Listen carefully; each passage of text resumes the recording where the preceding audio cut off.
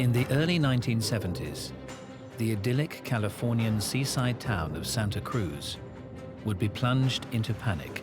One day there would be a body part found somewhere or washing in from the ocean. Innocent young women were being raped, murdered, and dismembered. He picked up a sack with the remains and then heaved it over. And all the while, the elusive killer was right under the noses of the cops that pursued him. He had a great personality. He was a likable guy. What kind of man could commit such heinous crimes? He would have oral sex with a decapitated head. Was he a terrible product of his environment?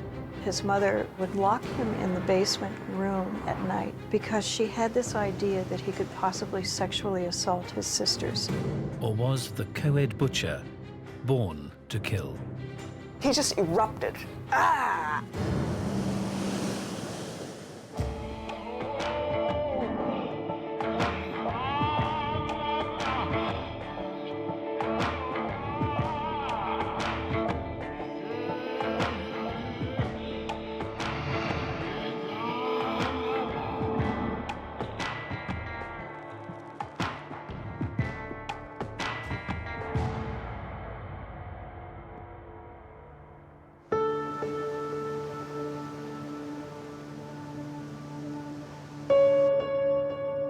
Santa Cruz up through the 60s was a small beach town. It was a surf town and it was a retirement town. Then the university popped onto the scene in 1965. It was the dawn of the hippies, of the age of Aquarius. So there was a very free and easy feel to life here. A lot of the counterculture that essentially bled over from San Francisco area and came down here, a lot of the so-called the hippie types ended up forming communes here in Santa Cruz County. And that was attractive to a lot of young people, and including young girls. And people were coming from all over the country just to live that free and liberating lifestyle.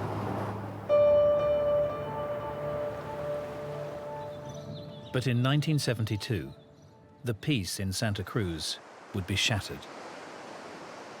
All of a sudden, there were bodies being washed in on the ocean. There were grisly discoveries. And the thought was from a lot of people in town, what the hell is happening to our little paradise? We were dealing with a lot of missing person reports. It became clear that somebody was killing young co-ed hitchhikers. 18-year-old Fresno college student Anita Luquesa vanishes. A severed head found in the mountain. It was just the skull. We had no body. Mary Ann Pesh, an 18-year-old co-ed and talented skier, disappears.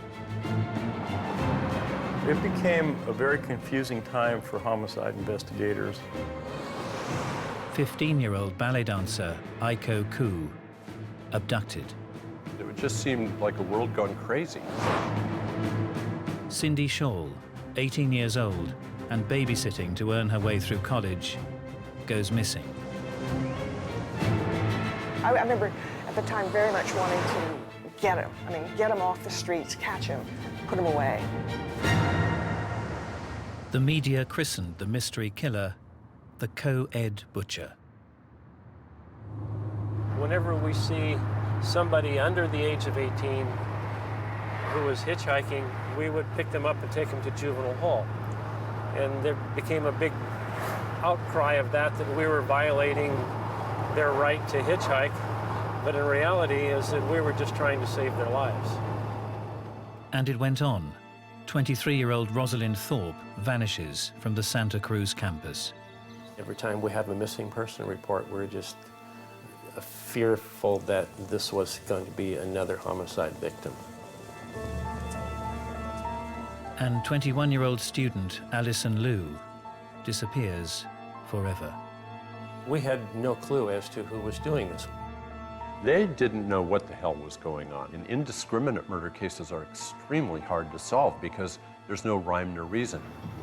Because the culture at the time was, there were a lot of drugs going on here and a lot of the so-called hippie movement. I suppose individually we may have thought it may have had something to do with that. In April 1973, as part of a routine firearms inquiry, Detective Michael Alufi would come face to face, not with a drug-crazed hippie, but with a short-haired, conservative young man, popular with local police.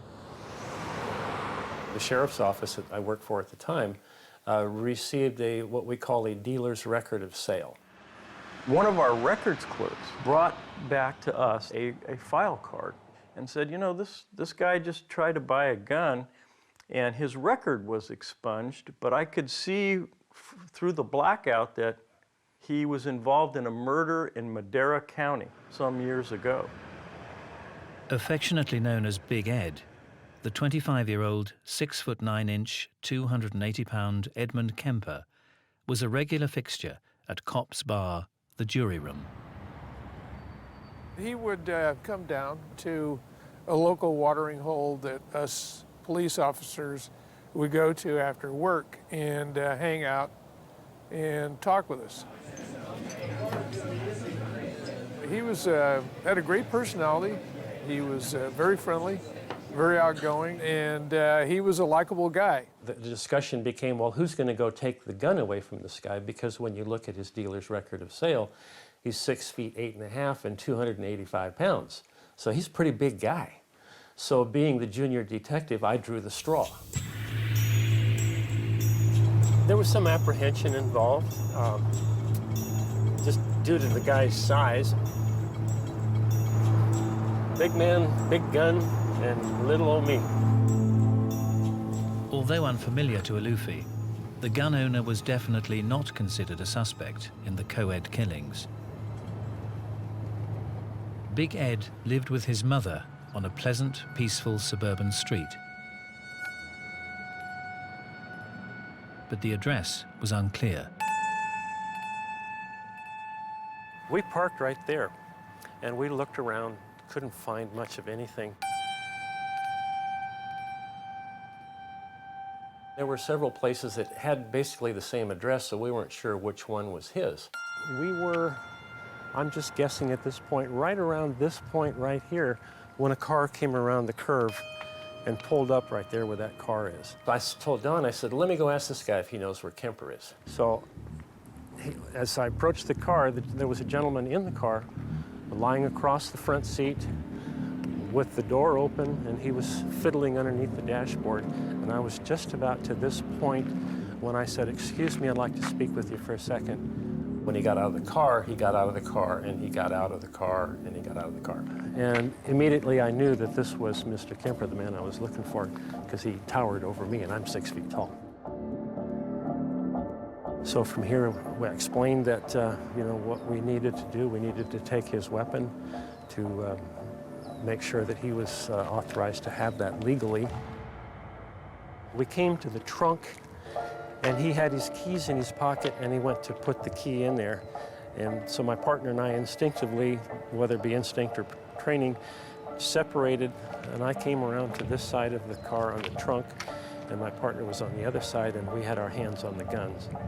The only thing that was in the trunk was a bundle, like in a blanket of some sort, a towel. He started to reach in for it, and I said, no, wait a minute, let me get it. I reached in the trunk, got the bundle, and inside of that was the weapon we were looking for. And I noticed there was nothing in the trunk, no liner in the trunk or anything. I thought that was a little strange, but we took the handgun and we left. Alufi handed the gun in at the station and thought no more about it.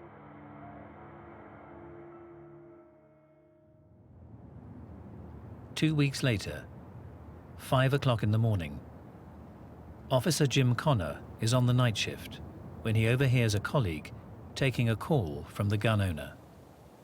Knowing Ed, I got on the phone and we started talking. I could tell that something wasn't right. He was in Pueblo, Colorado. He was in a phone booth, and He hadn't had any sleep for several days, and he said he had done something really bad. He said that he had killed his mother and a friend of hers. He said that they were at his house, and he asked me if I knew Mickey Alufi, and I said yes. And he says, well, my house is hard to find. Mickey knows how to find it very easily because he had been out there and had confiscated a gun. Officers contacted Detective Alufi at his home. I'm standing there getting all this information and giving all this information, and I have this tremendous feeling of all of the blood just rushing out of my body. It was just, oh my God, this is unreal.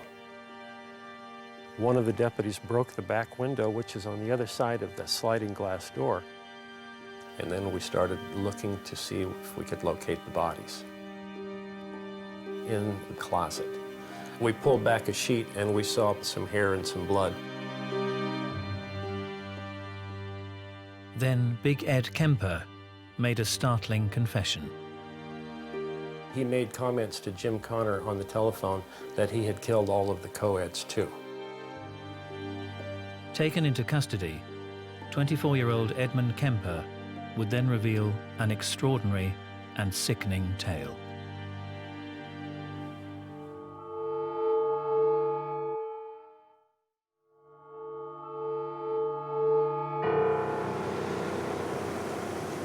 In the early 1970s, the Californian beach resort of Santa Cruz had been stunned by the mysterious disappearance of a series of young college girls and a catalogue of gruesome discoveries.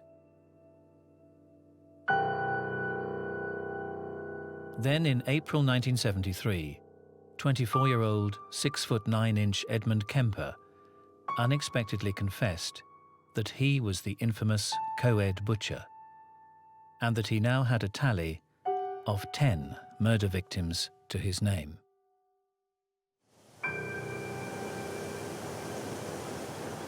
Taken into custody, he would now reveal his extraordinary story.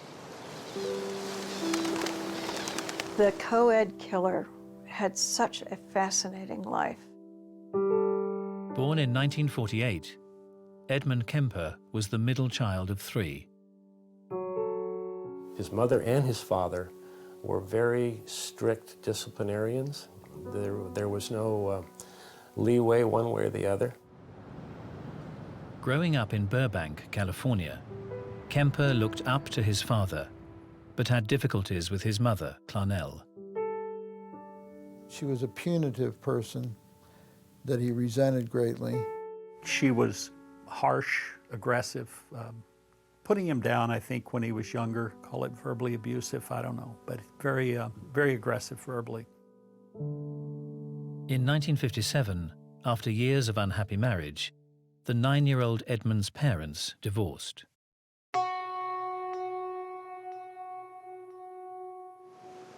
Clarnell, Edmund, and his 2 sisters moved away. Kemper was already behaving oddly. He showed a lot of pathology as a child. He would cut off the heads of his sister's dolls, in other ways deform the dolls. At 10, he had made a comment that if he ever had to kiss his teacher, he would have to kill her. And when you think about a 9 and 10-year-old at that point having that kind of a thought process, you begin to wonder, you know, what is it about him? The young Kemper was developing a violent fantasy life. He moved from dismembering dolls to harming animals. He admitted once burying a cat alive, later digging its body up to play with. There's many serial sexual murderers that have a background of killing cats, torturing cats, tormenting cats. Why cats? Because cats are a female symbol. Kemper was showing warning signs that the FBI have since identified as common amongst a number of serial killers. Basically, you're dealing with a young male that is engaged in fantasies that are aberrant and destructive and violent before adolescent. You're looking at an individual that has a broken home, a cold and distant mother, a absent father through divorce or just abandonment. They get into animal torturing. There are patterns that are identifiable. Kemper grew taller, stronger, and stranger. His mother put him in the basement room and would lock him in at night because she had this idea that he could possibly sexually assault his sisters.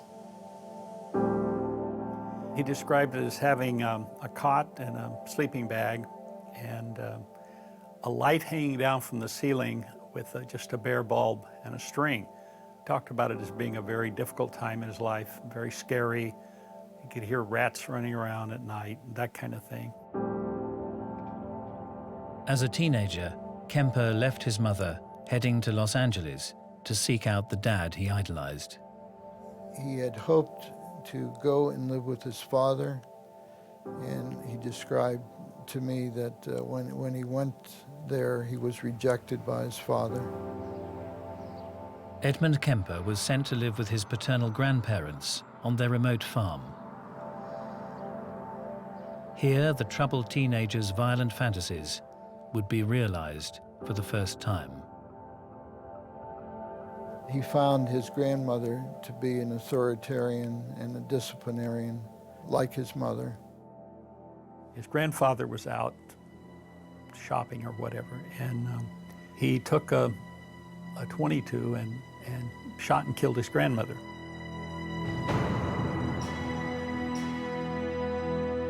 When he realized his grandfather would be coming home and finding his wife dead, they were elderly, he decided he couldn't allow his grandfather to go through that trauma. So when his grandfather came in, he shot and killed him.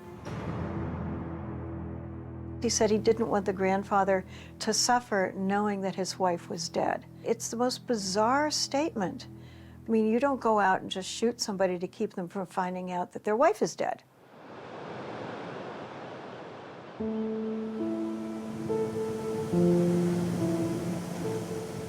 Kemper was diagnosed a paranoid schizophrenic and sent to the secure Atascadero State Hospital. That was a very harmful place for him to be institutionalized. He certainly learned a lot of bad things. Dr. William Schanberger was one of the facility's staff. In those days, we had 1,600 patients in the hospital. There were probably several dozen people who had committed murder. 800 mentally disordered sex offenders. We had psychology staff of only 10 people or so. Although not Kemper's therapist, Schanberger would have regular contact with the inmate. Ed is a bright fellow, and that was obvious when you were talking with him. He was kind of a model patient. The likable Kemper soon became a trusted assistant to the psychology staff that dealt with the hundreds of sex offenders. He had so much access to the records, and there would be detailed descriptions of the methods used in carrying out the crimes, techniques of deception. Remember, he was 15 when he went into the mental hospital, and he really had never had any sexual experience at all. Generally, what you'll find is that the child will pursue these violent fantasies, and in adolescence, the sexual element will come on board, and they will have sexual fantasies that develop along the lines of using people as an object rather than a partner. They want to do something to somebody, not with somebody. He had a fantasy life. He described himself as masturbating numerous times during a day when he was in the mental hospital. As part of his duties, Kemper had access to the hospital's psychological test papers. Kemper was very smart. He knew what psychiatrists and psychologists wanted to hear. He knew all the criteria for different diagnoses. They treated him, and I think they thought they cured him. After 5 years in the secure hospital, Edmund Kemper, now 20 years old and 6 feet 9 inches tall, was released.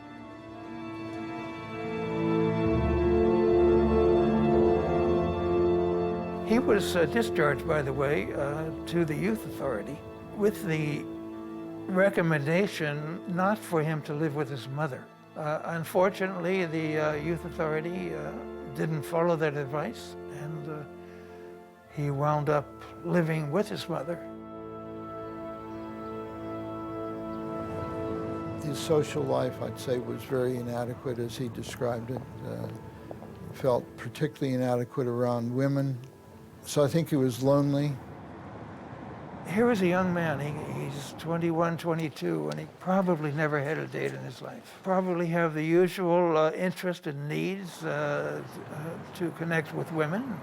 What can you tell someone about yourself? That I murdered my grandparents and I was in a mental hospital for the last 5 years of my life. I can't imagine how difficult it would have had to be. That doesn't excuse anything, but it, in my mind, describes the situation. So he started picking up co-eds, and some of them he wound up murdering and doing even worse things at times. In custody, Edmund Kemper would reveal to investigators the full horror of his extraordinary crimes in minute and graphic detail.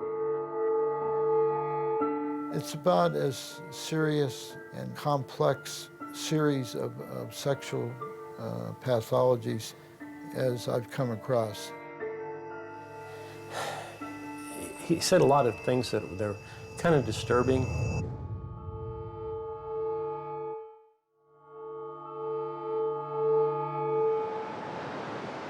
In 1973, after the disappearance and murder of half a dozen young college girls, detectives held Edmund Kemper in custody. And the 6 foot 9 inch killer was eager to talk. Leading detectives to the scenes of his crimes, he would explain his murders in chilling detail to anybody who'd listen. He talked and talked and talked, and just gave every bit of information you could ever dream of. And he goes into great detail about the things that he did to these girls. Most of the serial killers I've worked with fall into two distinct types. One group of serial killers will never like to talk about their offending behavior at all. Whereas the second group of serial killers are desperate to talk about their killing. They're desperate to be at the heart of the story.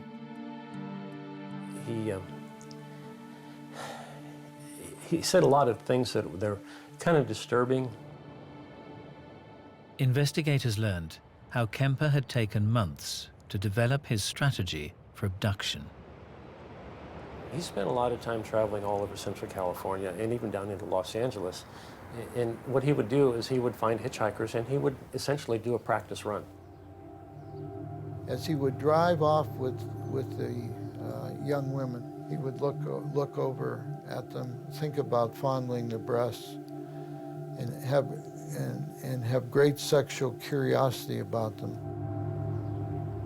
Over numerous trips, Kemper honed his harmless persona and perfected his plans. Only then did he feel confident enough to act out his fantasies.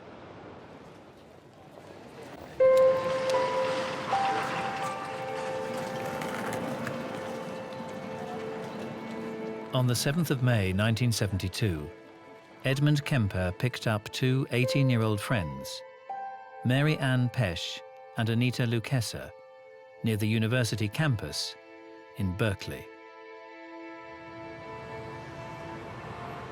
They would get in the car and he would drive off, and immediately he would say, "Oh, I don't think your car door is closed. And he's huge. He's a big man. He could reach all the way across the car, open it, close it, and then he would drop a chapstick behind that mechanism. So if they became afraid or they wanted to get out, it wouldn't allow the mechanism to work. Kemper drove them to a remote spot. He told detectives that, holding the girls at gunpoint, he had forced Anita to climb into the trunk. He then returned to the car and stabbed Mary Ann until she was dead.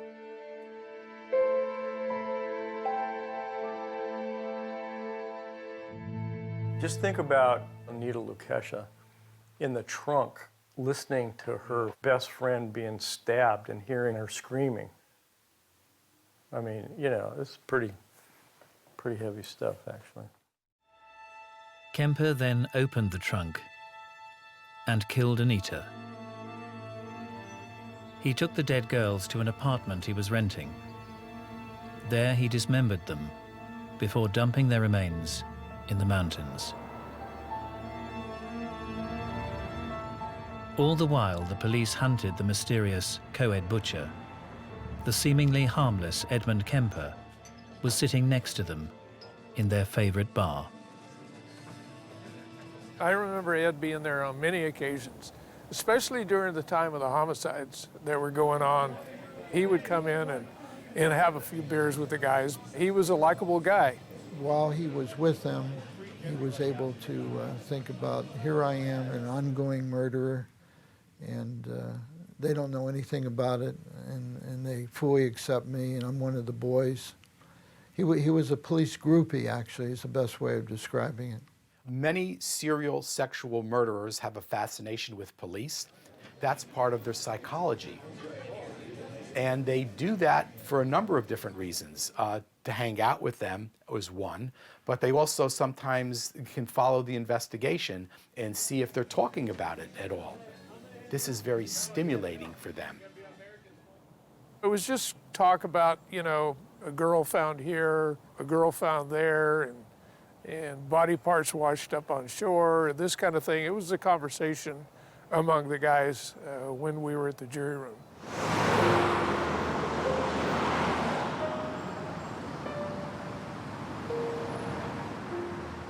On the 14th of September 1972, Kemper spotted 15-year-old ballet student Aiko Koo hitchhiking. She'd missed her bus and was worried about being late for a dance class. She had made a sign because she missed the bus. She needed to get to San Francisco. She was very young, small, easy to overpower. Got in the car. He drove across the bay to San Francisco, but unfortunately for her, just kept going. This little girl was terrified, obviously. Kemper bound, gagged, and then suffocated his captive. But it was only when Kemper took his victims' bodies home that he could fully act out his twisted fantasies. With most of them, he would actually have intercourse with the dead woman. He would have sex with her entire body, then sometimes also with the decapitated body. And then sometimes he would have oral sex with the decapitated head. It's not unusual for a serial murderer to have sexual actions with a decapitated body. It's because it's not a person to them. To them, it's an object. I have the power to do anything I want with this woman. She's mine, and I can do anything that I'm curious about, do anything I've only dreamed about doing, and nobody can do anything about it. Power is a big part of it, but extreme sexual pathology is another. In order to evade detection, Kemper would separate his victims' body parts and dump them in different locations. One spot just minutes from Detective Terry Medina's home. When I did find out that he was up here, that made me reflect on my wife. You know, we had 2 small kids up here, and she would be home alone a lot. So that gave me kind of a funny feeling in the pit of your stomach. He was a predator.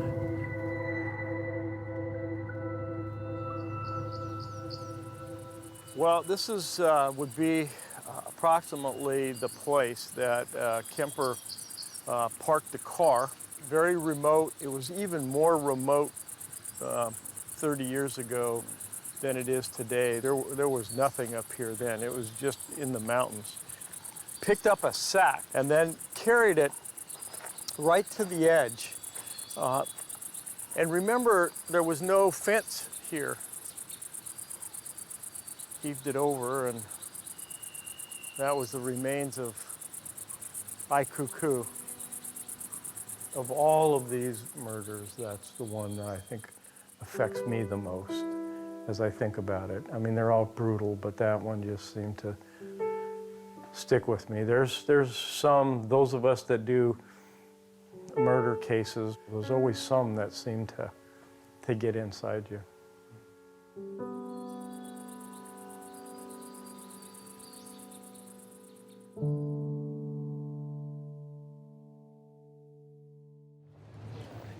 Kemper would go on to claim the lives of 3 more co-ed hitchhikers. 23-year-old Rosalind Thorpe, 21-year-old Alison Liu, and 18-year-old Cindy Shaw, babysitter to police officer Jim Connor's kids. She was young, you know, she needed money like anyone else. She was very pleasant, and knowing that she was a student at the university, we felt very safe that we could, you know, trust her with our children. He had shot her with a .22. Kemper took Cindy's body to his bedroom in his mother's apartment. He had dismembered her, but in his mind there was some relationship there. He had an attachment, and he kept her head. Kemper told detectives he'd hidden Cindy's head in his mother's backyard, beneath his bedroom window. He buried it. It was about 2 feet down in the backyard, facing his bedroom window, so that there was some connection in his mind. It was unbelievable, because Ed seemed like, excuse the phrase, a gentle giant, you know, with a very nice personality and likable kind of guy, that he could be responsible for something like that.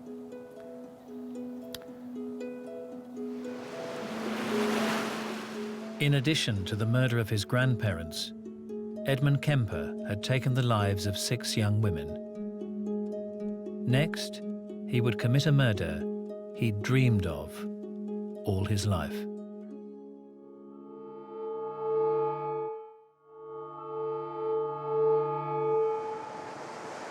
By March of 1973, 6 feet 9 inch Edmund Kemper had kidnapped and murdered 6 female co-eds without attracting suspicion.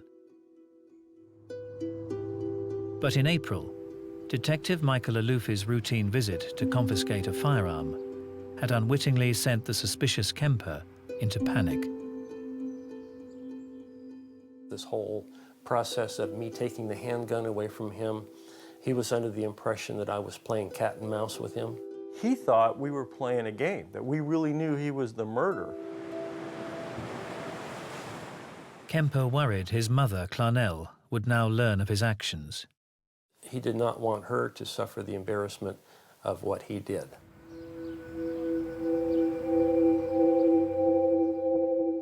Edmund Kemper resolved to finally commit a crime he had fantasized about since he was a child. He got up at 4 o'clock in the morning, took a hammer, went into his mother's bedroom, just jammed that hammer through her head several times. That was a very messy murder. Kemper's mother would suffer the same fate as the young co-eds, and more. He cut off her head, and then he inserted his penis into her mouth.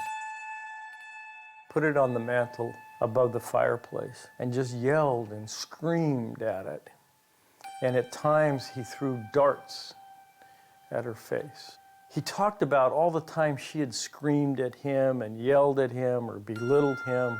He cut out her vocal cords and tried to destroy them in the garbage disposal unit at the sink because it was her chastising him using those vocal cords that so bothered him. Fearing his mother's death would soon be discovered by her best friend, Kemper invited her to the house, murdered her, and then fled.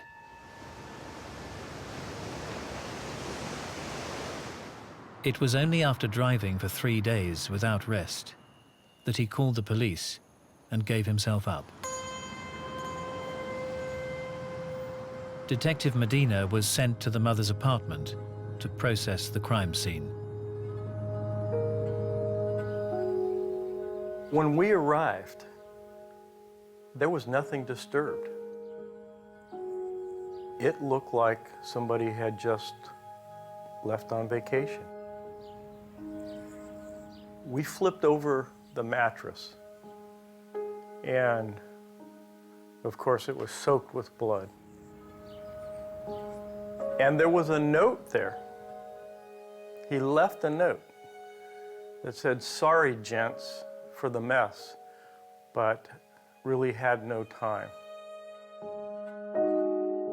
That's the first time in my career, and I've been in this business 43 years, that, the suspect left the cops a note.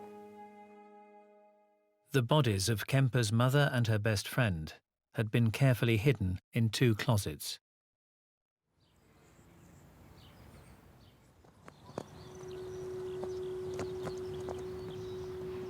In October 1973, Edmund Kemper would be tried for multiple murder.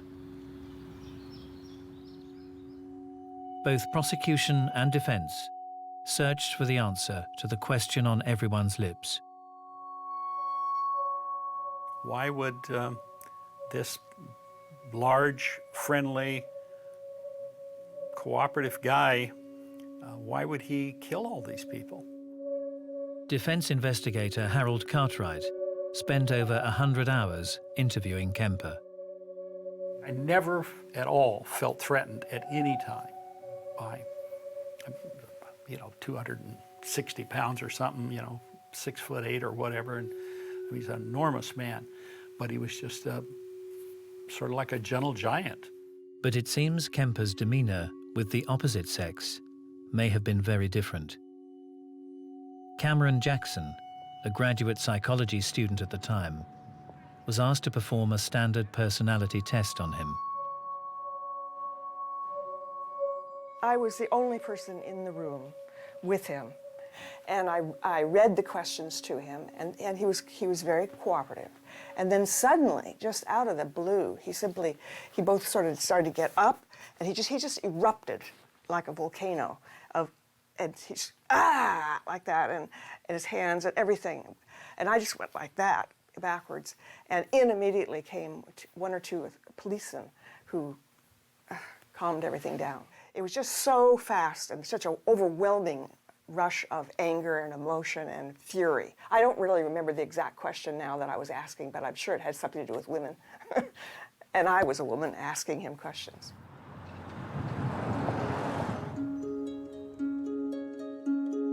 In the courtroom, Kemper's taped confessions were played aloud. I recall sitting in the trial, listening to the taped confession of Kemper and looking around and seeing the face on the parents of the murdered girls. Just the shock and the agony and what they had gone through. In the coverage of these terrible crimes, I think the most neglected aspect are the victims. There's a brief mention of their names usually. These were all young college girls. They were working towards a career. They might have chosen to have a family. All of that is lost when a murderer comes along and takes them away. What a tragedy. In those families where a young woman was murdered and taken away, the tragedy of that is as much alive today as it was back in 1972. On the 8th of November, Edmund Kemper was found guilty of 8 counts of first-degree murder and sentenced to life imprisonment.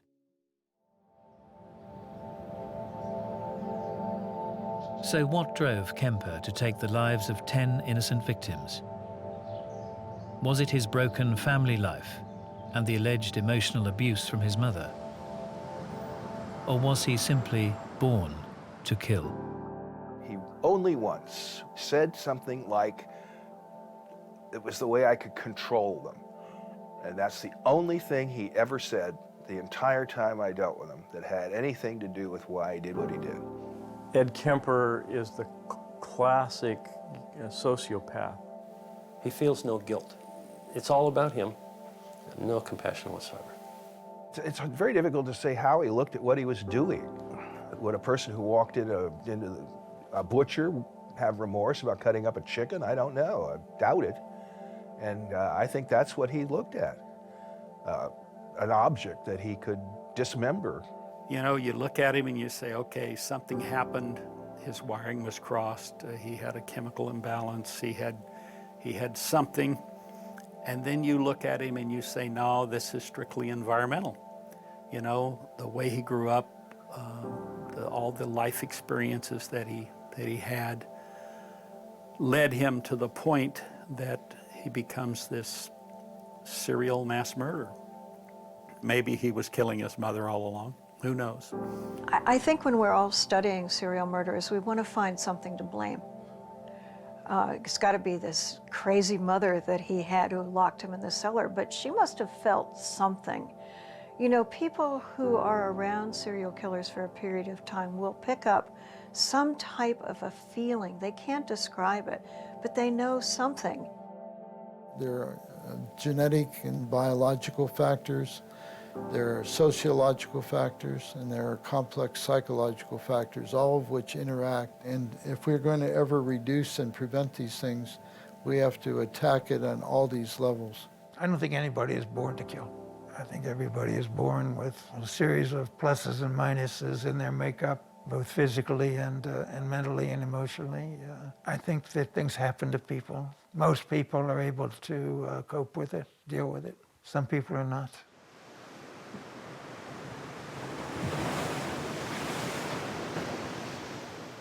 Several years after Kemper had been incarcerated, a parcel arrived at the home of psychiatrist Dr. William Schanberger, who'd been friendly with the teenage Edmund. I received in the mail this cup from Ed Kemper. It said that it took him about a year to make, and it's a very, very complex, it's like a battered cup. And on the cup is written also, I beg your pardon. And on the bottom, I never promised you a rose garden. Meaning to be, I think, a very serious apology. I think there is a side of him that would have given anything to be a normal person. I could see that in him. I could see it while he was testifying. There's a part of Ed Kemper that is as horrified and as disgusted with what he did as the rest of us are. I'm sure that there's no part of him that is happy with what he wound up doing.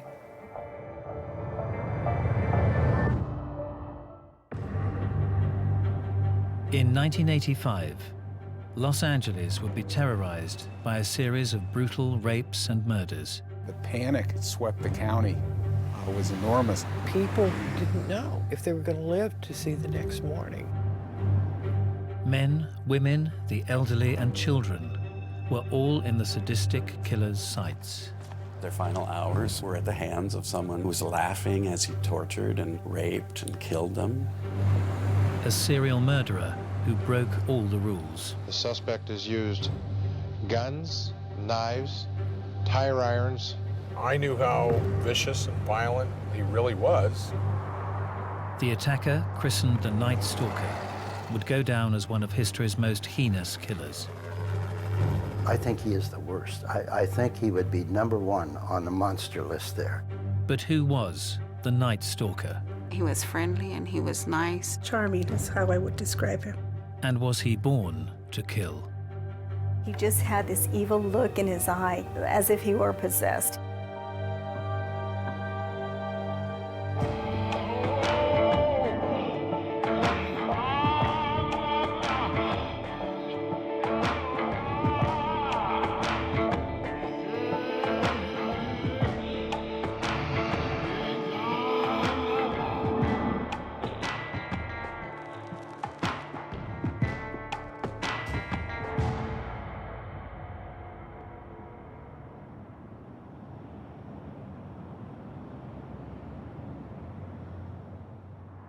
The 17th of March, 1985, and Gil Carrillo, a young homicide detective with the LA County Sheriff's Department, was called to an incident in the Rosemead district.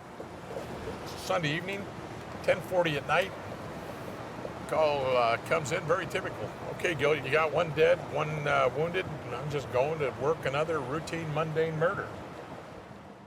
Carrillo didn't yet know it, but this murder would be anything but routine.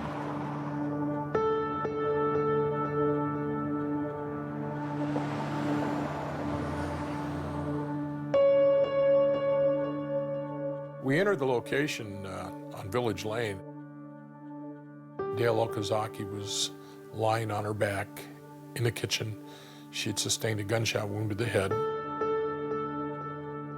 34-year-old Dale Okazaki had been unloading groceries when a man entered her apartment and executed her where she stood. I can still see her today. Dale's flatmate, 22-year-old Maria Hernandez, had also been shot at point-blank range, but had survived. She didn't recognize her attacker, and nothing had been taken from the property. We just had our work cut out for us. We didn't know if there was an angry boyfriend, if it was a home invasion robbery gone awry, what it was. Detectives then learned that the killer had struck again. It occurred about a half hour later. It was in the same general area of town, and the same gun was used. In nearby Monterey Park, 30-year-old law student Se Lian Yu had been driving home when another driver forced her to stop, then shot her twice in the chest at close range. Almost immediately, we were aware that we had some sort of a series going, not knowing just how big it was going to get or grow. The nature of the crimes was not typical of a serial killer. The overwhelming majority of serial sexual murderers kill up close and personal. Manual strangulation, ligature strangulation, multiple stab wounds, blunt force trauma. Very, very rarely do they shoot somebody because it's too cold and too impersonal.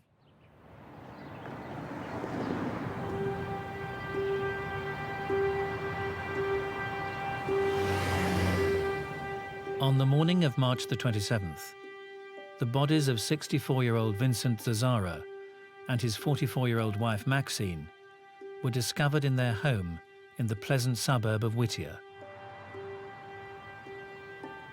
The same gun had been used, but behavior at the crime scene was significantly different.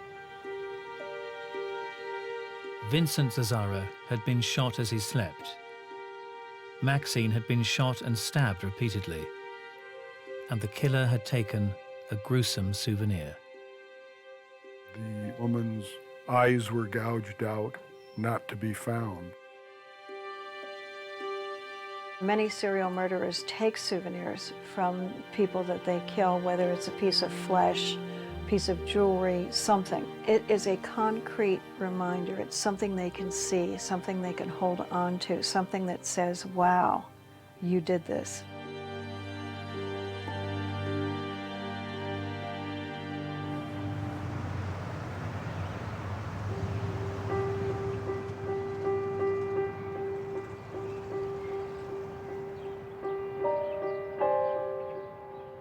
On April the 15th, 2 weeks after the murder and mutilation of the Cesares, the killer appeared to have struck again. Linda Martinez was called to process the crime scene at the home of William and Lillian Doy, a couple in their mid-60s. There were casings on the living room floor. Mr. Doy was still in his bed and he had been shot. Mrs. Doy's room was next to the master bedroom. She was an invalid, so she had her own room. She had been sexually assaulted.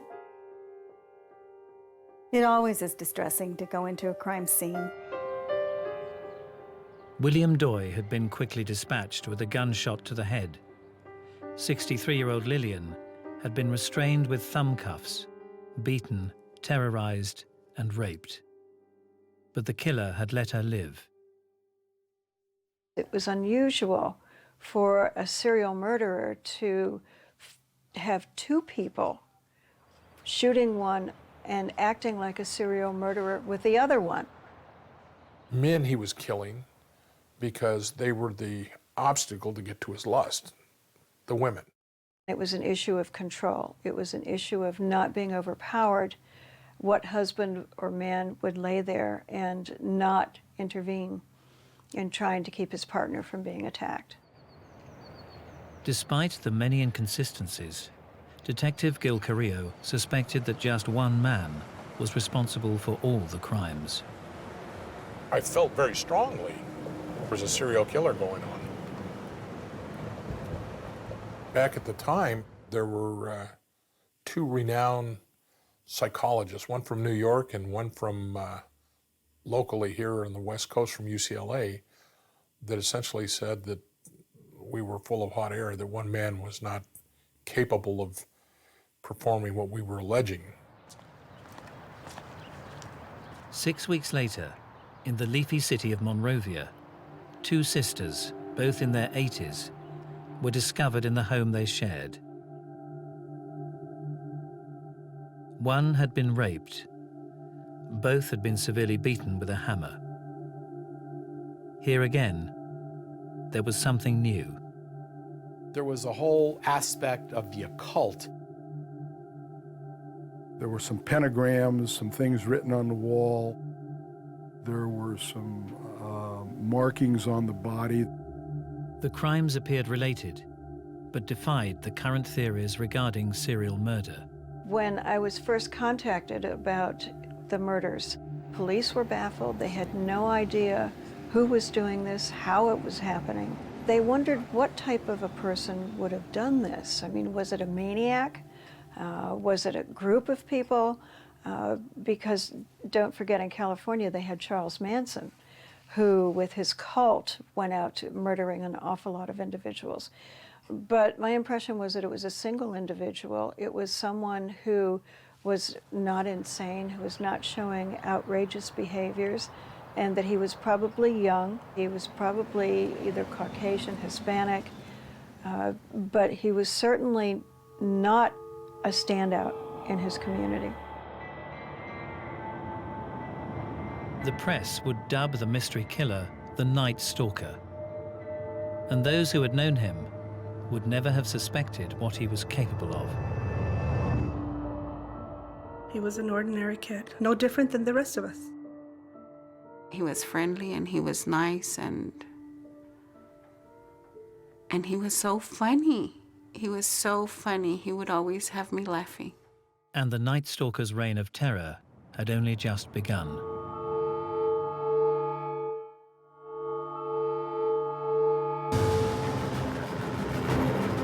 May 1985, and the Night Stalker had only just begun a series of crimes that would both sicken and terrify the residents of California. Preying on the unsuspecting citizens in their homes, he took glee in rape, murder, and mutilation.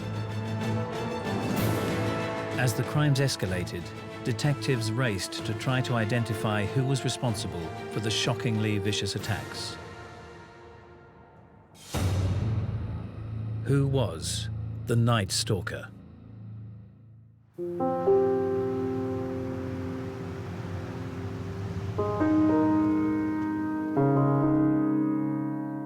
Richard Ramirez was born in 1960, the last of 5 children to Mexican immigrants living in the Texan border town of El Paso.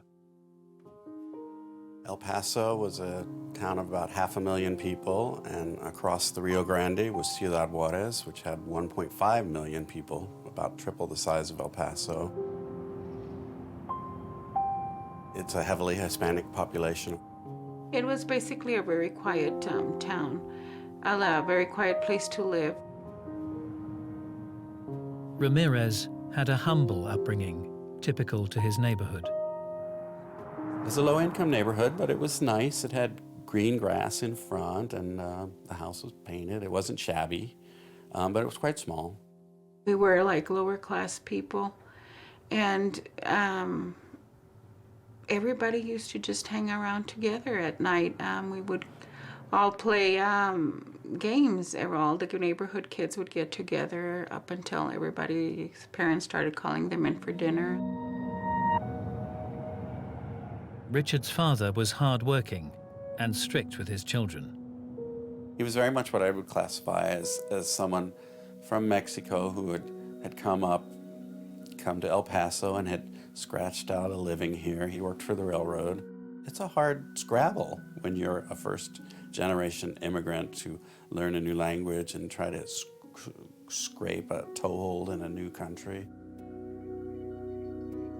The young Richard Ramirez appeared no different from his friends and neighbors. They were all very nice. Normal neighborhood family, just like mine. He was an ordinary kid, just like the rest of us. We went to school, minded our manners, did what we had to do, but no different than the rest of us. He was friendly and he was nice and he was so funny. He was so funny. He would always have me laughing. We used to play this game called Kick the Can, and he was the fastest runner, so we always wanted to be on his team. Richard's friend Patricia found him kind and caring. If we wanted to take a shortcut to school, we had to cut through this really tough neighborhood. And he always used to wait for me, sitting on a little pony wall, and then he would walk me to school.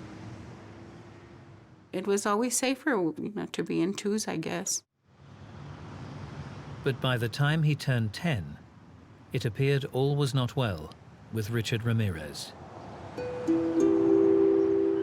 He used to sit in back of me in 5th grade. And I remember that he would poke me in the back. And every time he would poke me, I would jump up. And so that time that he kept poking me, I turned around very upset and I said, hey, stop, stop, stop. And I remember him like slumping over and then just hitting the floor on the side. He would have seizures. He would be shaking. We knew he was sick. Ramirez was diagnosed with epilepsy, a condition that would affect him for much of his school life. As Ramirez approached his teens, he grew distant to his father and began to look up to his cousin Mike, a Vietnam veteran who boasted of many atrocities while in service. The cousin kept multiple mementos of his time in Vietnam, and he pulled out this box and showed all of these photographs of the women he was raping or the heads he was cutting off. It was a fascination. It wasn't recoiling in horror. It was like, wow, look what you've done. At the age when his sexuality was being formed, Ramirez was exposed to images of rape, torture, and murder. These individuals are in their fantasy lives from early adolescence, and in some regards, some respects, their fantasy life is more real to them than reality. Their fantasy lives are filled with sadistic aggression, where there's a fusion of sex and aggression. Ramirez later claimed that his cousin Mike gave him a front-row view of his brutality. He watched this cousin shoot his wife. After a petty argument at their apartment, Mike shot his wife in the face, killing her instantly. And it stuck with him, not in the sense of it was a bad thing, not in the sense that how could you do something so horrendous? I mean, oh my God, being sick to your stomach. He was fascinated. The fantasies of those that have committed serial crimes have been very carefully studied by the staff of the FBI Behavioral Science Unit over the years. The fantasies start very early in life and oftentimes are a result of some incident that triggers these thoughts. And once the fantasies become sexualized, it becomes extremely dangerous because they start fantasizing about events of rape, torture, mutilation. I did not notice anything strange of him until we were in high school. And he was no longer part of my clique kind of thing. That's when I noticed that he was different and he had changed. Didn't no longer say hello, that kind of thing. I noticed that he would hang out with boys that did drugs. A lot of second-generation immigrants sometimes get involved in gangs, and some of the thinking is that they see that their parents who've come to America and have worked really, really hard and have very little to show for it, and some people think that there's a disillusioning on their part, like, why play by the rules if this is what you end up with, which is what my parents had. And I suppose you could say that that might have been a factor in the rebelliousness of Ricky Ramirez. Ramirez became interested in hard rock and Satanism. A lot of kids, high school kids, for instance, were dabbling in this, and they would give it their own little touches. And being high school kids, the brain's still developing, they're developing. A lot of them got in trouble and went the wrong way. We did have some kids that killed their parents and things like that. Ramirez dropped out of school and began living on the fringes of society, sometimes sleeping in the local cemetery. Right from the get-go, Richard stole anything that was loose and anything that he could pry loose. I mean, his neighbors started calling him Didos Fingers, and they call him Ricky Rabone, Ricky the Thief. After the attempted rape of a guest in an El Paso hotel, Ramirez moved to California. He became a cocaine and alcohol addict. He lived in what's called Skid Row in Los Angeles, which is a pretty scruffy area. I mean, there are people doing everything and taking everything, and homelessness is not an unusual thing. You live in what's called a flop house, where you go and flop to get off your high or to recover. Now, did the drugs affect his brain functioning? Did it affect the way he saw the world? Probably, but it wasn't causative. It didn't lead to make him kill. He was already primed.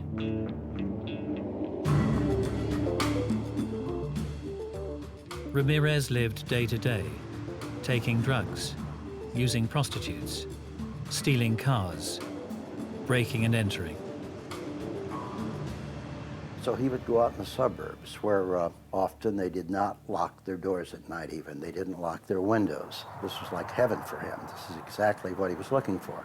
And he would go through the unlocked doors and unlocked windows, Sometimes he would go in and burglarize when nobody was home at night, and then he got bolder and bolder and bolder. The vast majority of burglaries are for material gain. These are usually drug people who want to get some money to buy drugs, and they might do it with a friend or a partner, and so on. But there are a small group of burglars that are sexually motivated, where the burglary itself is motivated by an urge to look, sexual stimulation through looking.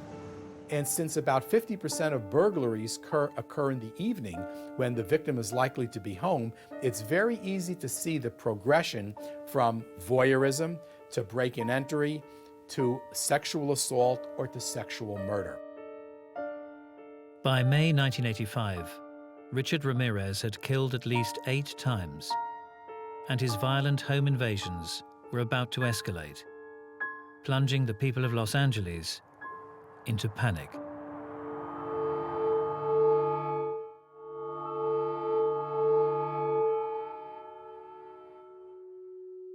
In 1985, Los Angeles County was in the grip of a vicious serial killer. Ordinary citizens were no longer safe in their homes, as the mysterious killer, christened the Night Stalker, raped, murdered, and mutilated in the name of Satan.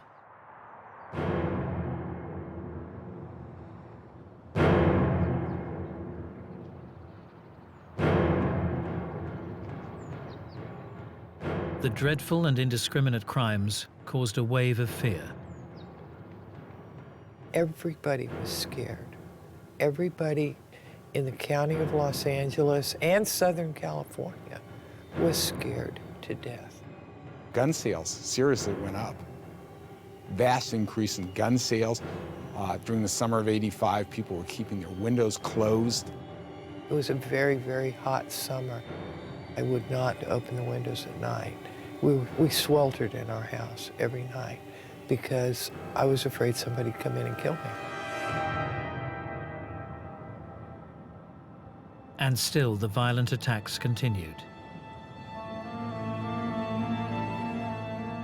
In Burbank, on May the 30th, a 41-year-old woman was raped, while her 12-year-old son was locked, handcuffed in a closet.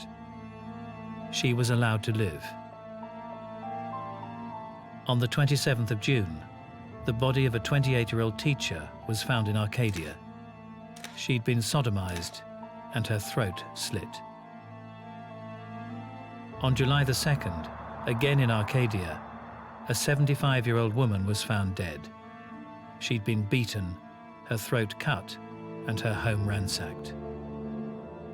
Detective Gil Carrillo was convinced just one man was at work, but the facts flew in the face of received wisdom.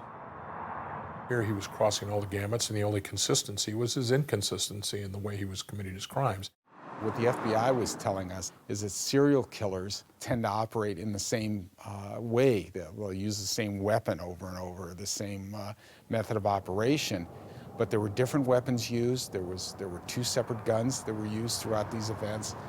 There were knives used on a couple of the occasions. There were bludgeons used on a couple of the occasions. These are all differences in the method of operation.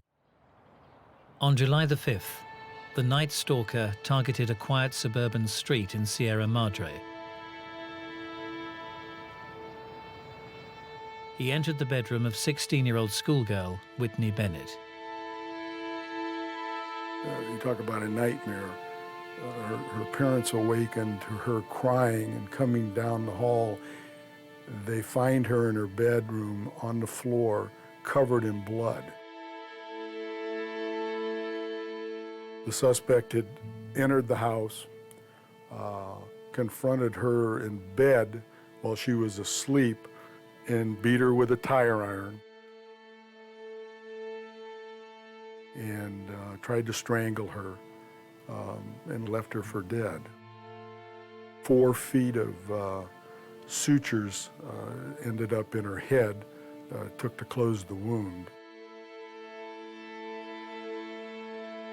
As you work these cases, or you're in law enforcement for a long period of time, you see a lot, and it has to have an effect on you. I know it takes its toll somewhere down the line. I've seen it.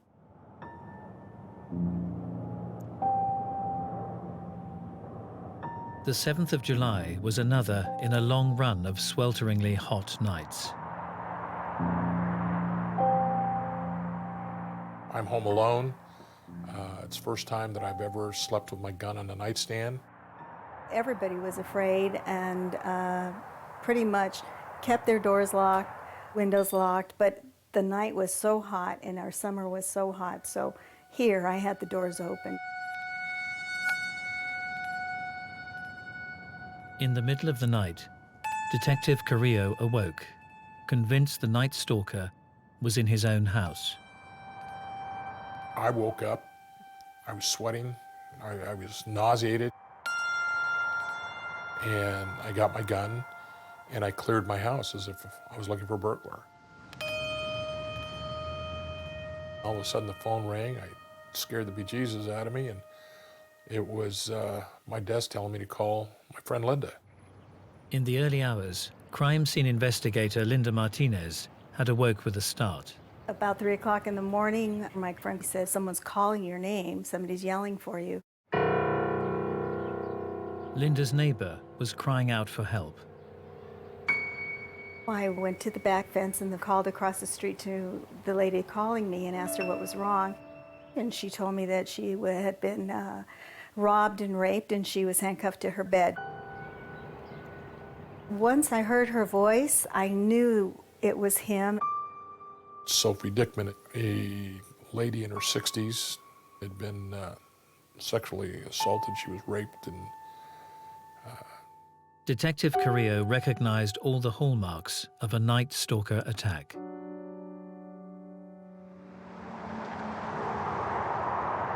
I learned that he had verbalized words that were common that we had heard in the past, words he had spoke there. Where's the money, where's the jewelry? Shut up, bitch. There was no doubt in my mind we were dealing with the same guy. His suspicions were confirmed by the discovery in a nearby home of the 61-year-old Joyce Nelson, beaten to death with a blunt object. The Night Stalker had struck twice in one night.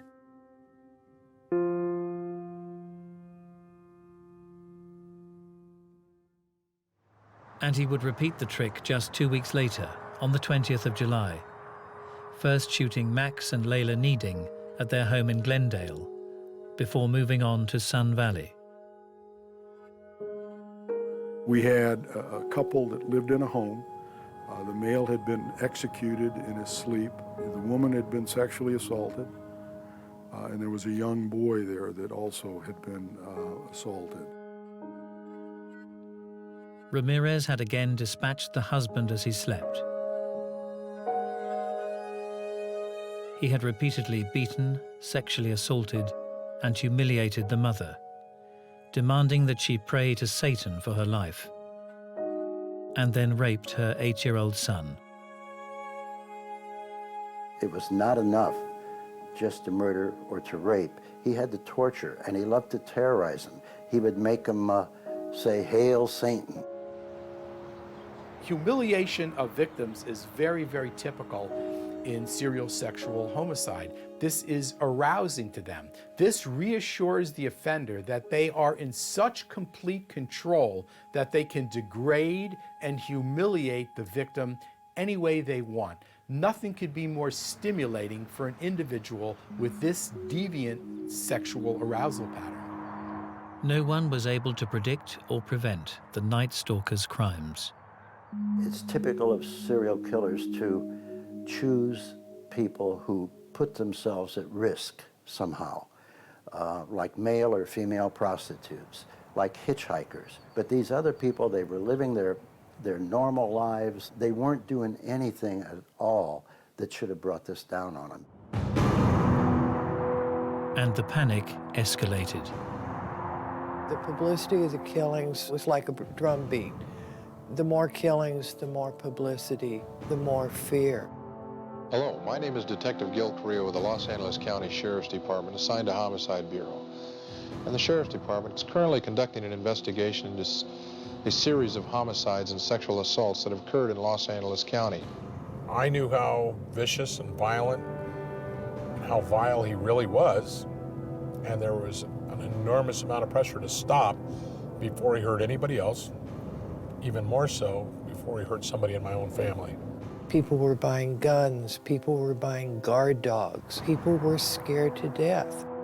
The suspect has used guns, knives, tire irons, as well as his own shod foot to inflict serious injury to several victims in the past. Nobody knew who it was. Nobody knew where he was going to hit. People didn't know if they were going to live to see the next morning. It was really, really scary. And then a shocking twist. It was very obvious that our killer from Southern California had now struck in the city of San Francisco. On the 17th of August, the Night Stalker had shot another couple in their home, leaving a satanic symbol on the wall. A week later, he struck 50 miles south of Los Angeles, shooting the husband and sexually assaulting the wife, forcing her to swear her love for Satan. With the killer on the move, detectives were now working night and day to try to catch him before he struck again. Since the last taping, which was August 13, 1985, the suspect in this case, currently under investigation, has committed 2 more homicides. I have the pressure of the world on me. I need to save not only my immediate family, my wife, my mother, and my kid, everybody, but the citizens of Los Angeles County. There's an animal going out there. I have to solve it. The vehicle used in this crime was a 1976 Toyota station wagon. If the vehicle is found abandoned, contact Sergeant Frank Salerno or Detective Gil Carrillo. My wife found my 13-year-old daughter crying in the bedroom. And she said, "What's wrong?" And she said nothing, and my wife said, "No, something's wrong. What is it?" And she said, "I just wish this were over."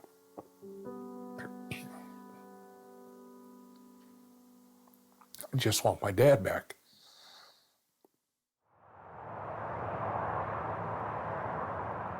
Detective Carrillo didn't yet know it, but before the end of the month, he would be face to face with one of history's most heinous serial killers.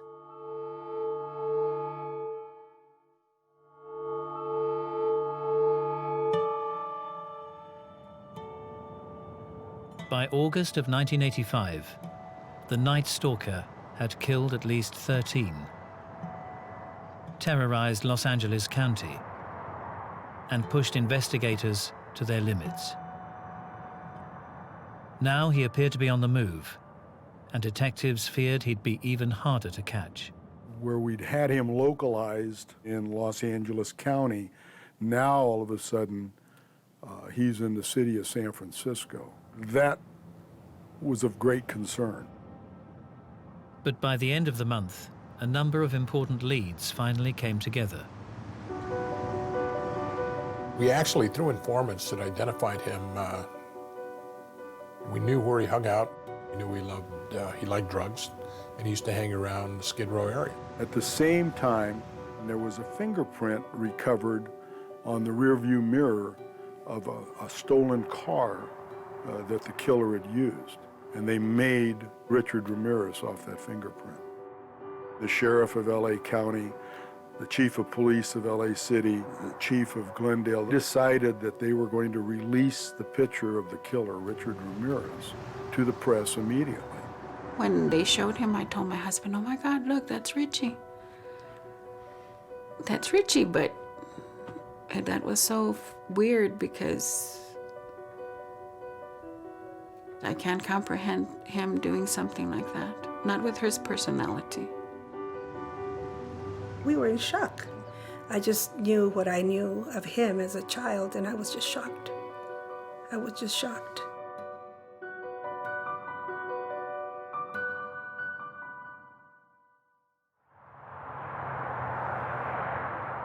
On the morning of the 29th of August, 1985, Richard Ramirez, arrived in Los Angeles after visiting a brother in Arizona. Ricky walked into the nearest convenience store to buy some candy, and he noticed people were looking at him.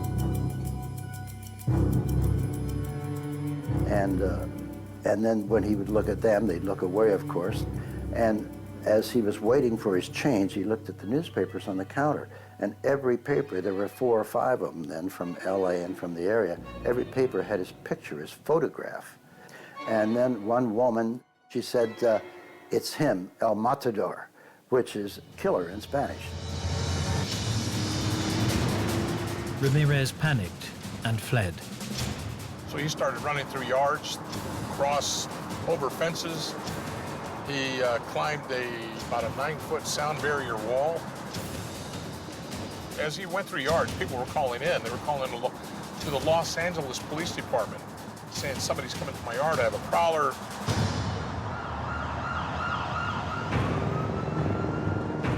Members of the Los Angeles Police Department were already on his trail.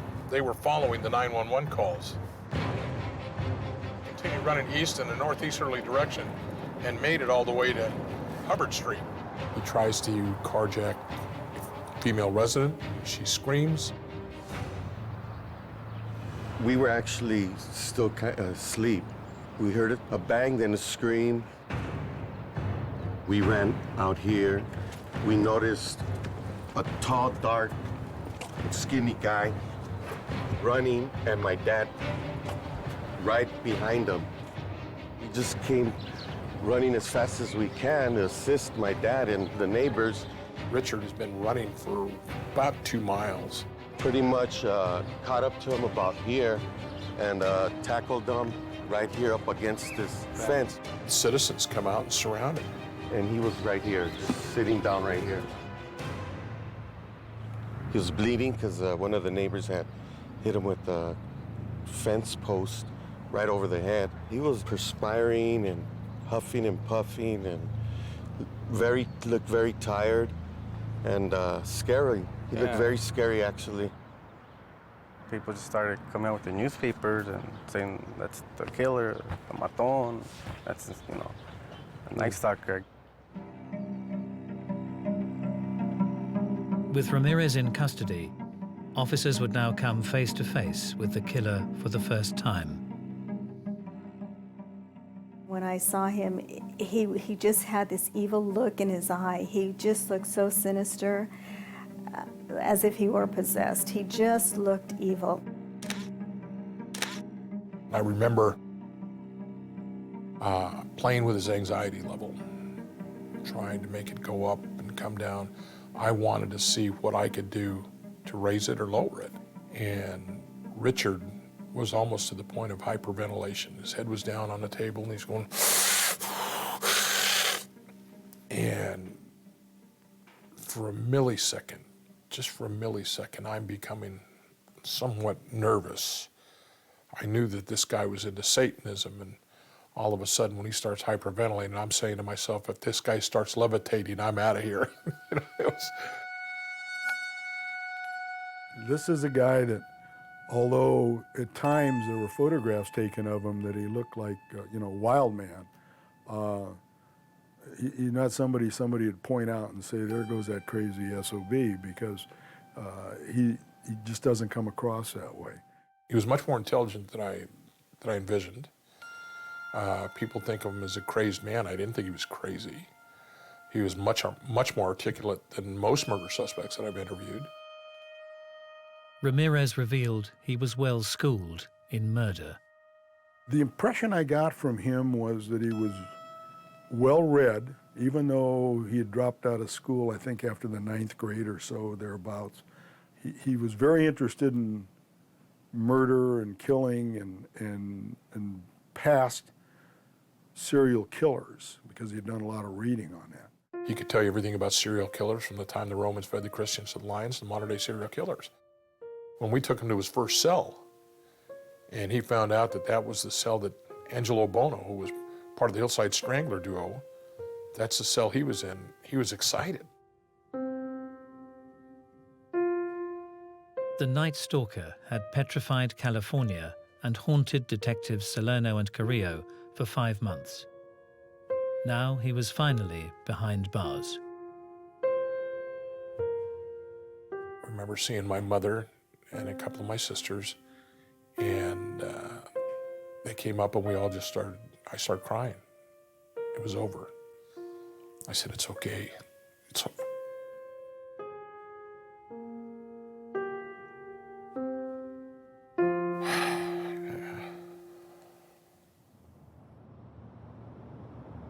In 1989, Richard Ramirez was found guilty of 13 murders and 30 attempted murders, rapes, and sexual assaults. He was sentenced to death.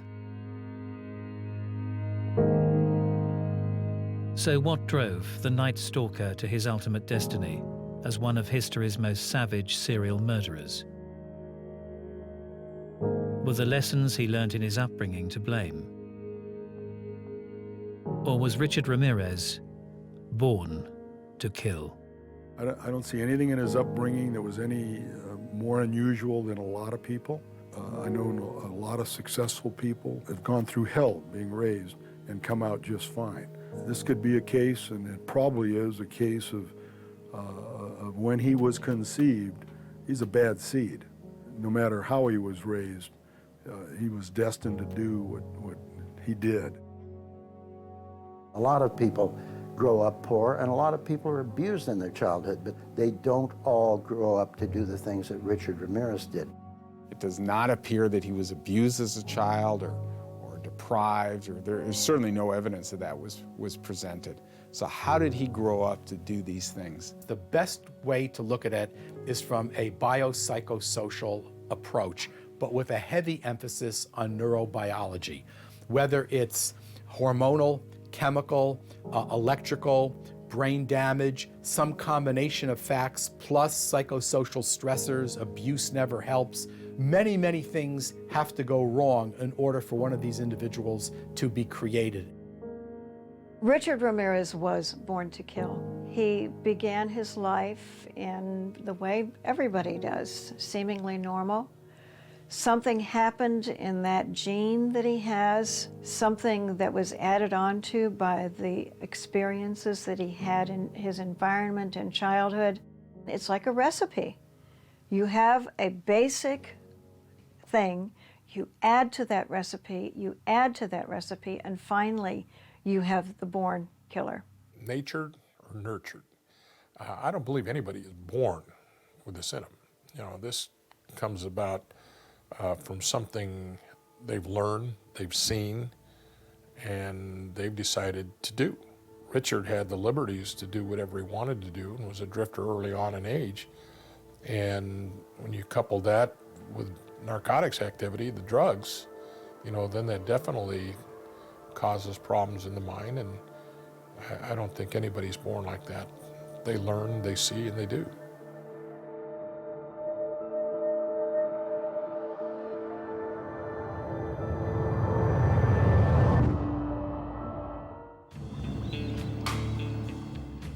"5'4", Donald Pee Wee Gaskins would earn himself the title, the meanest man in America. If you had a business dispute, you'd sue him. Pee Wee'd kill him. A serial killer who, if he's to be believed, was responsible for over 100 cruel and sickening murders.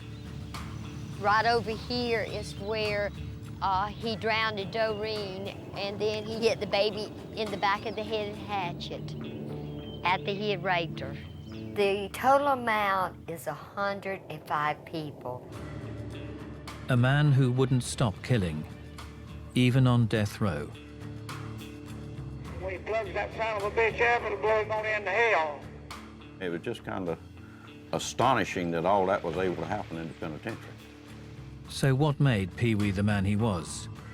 And was he born to kill? My daddy, he called himself a vampire. He would have to see blood.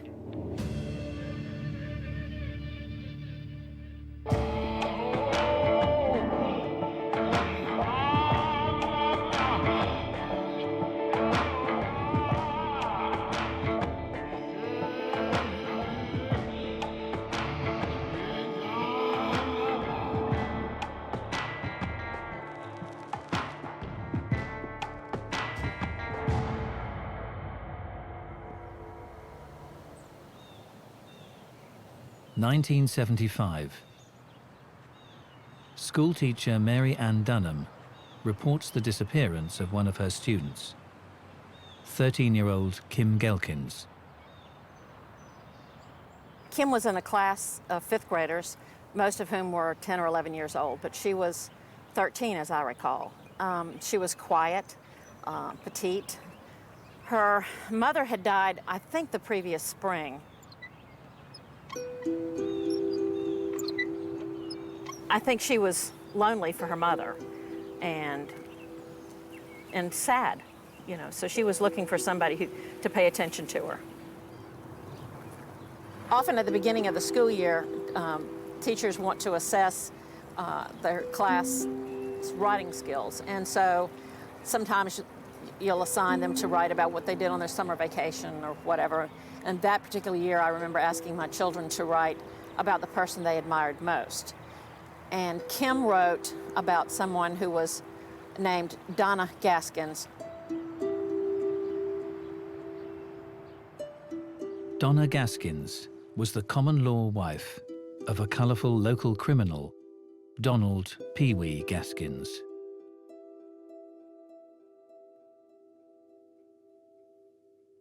Pee Wee has always been known as a notorious person in our area. I think you would have to say he came over as different, because how many people do you know that drive a hearse for their vehicle? It was a long black hearse, just, you know, like they used to, you know, drive a long time ago. And on the very back, he had a little sign that says, "I haul dead bodies." Everybody joked about it, you know, everybody just, you know, thought it was funny. He always told people that he hauled bodies in it, but people didn't pay much attention to him. But while they didn't pay attention to him, they were still scared of him in the lower end of the county. Everybody, if you talked about Pee Wee, they sort of would run and hide because they were just scared of him. He had that kind of reputation. Gaskin's daughter, Shirley, remembers the day Kim Gelkins vanished. Her mom had died, and she got to be friends with Daddy because Daddy was living in Charleston. She was a sweet little girl. We had just come back from the park, and my mother-in-law lived next door, and the children was going to go over there to get something to eat. So I said, well, go on over there, and I'll be there in a minute. And when I went over there, I said, where's Kim? Nobody had seen Kim. And she just walked out the door and disappeared.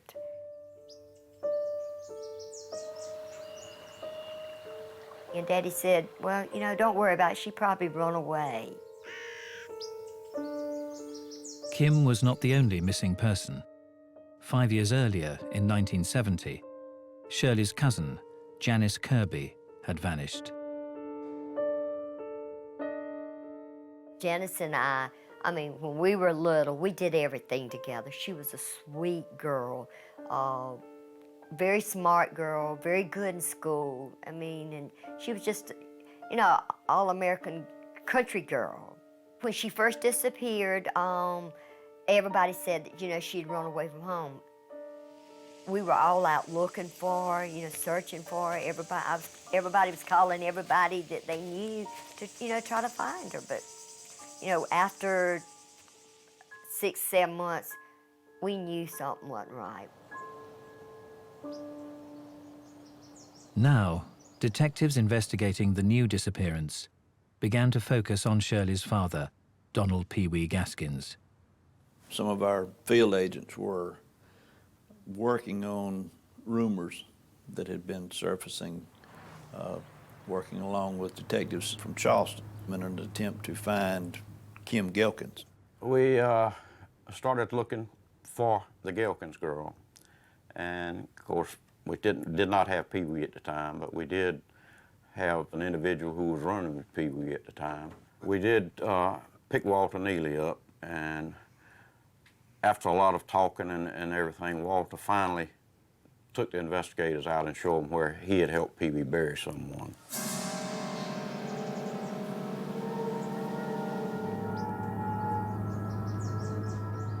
They knew somebody was buried there. We didn't have any idea what we were going to find until we started digging.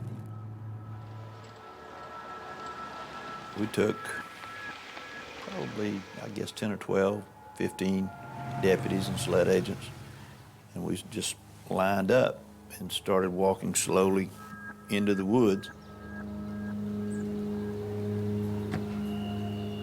Sometime during that process, in moving through the bushes, the undergrowth, somebody discovered that there were some bushes that had been put there that weren't growing there. We had metal probes that were maybe 3 feet long with a T-handle on top, a piece of rebar with a point on it, that you could determine soil consistency. You probe along, and then it goes down. They probed around enough to where they could tell that there was someone buried there. So we sealed the area off and started digging. And it turned up that we found 6 bodies buried there. Yeah, it was a pretty gruesome scene.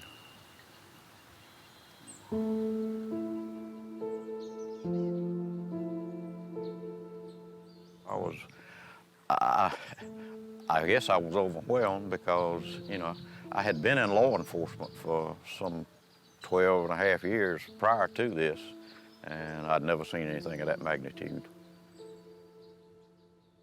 But the discovery of the 6 bodies was just the beginning of a shocking tale that would lead to claims that Gaskins was the most prolific serial killer in US history.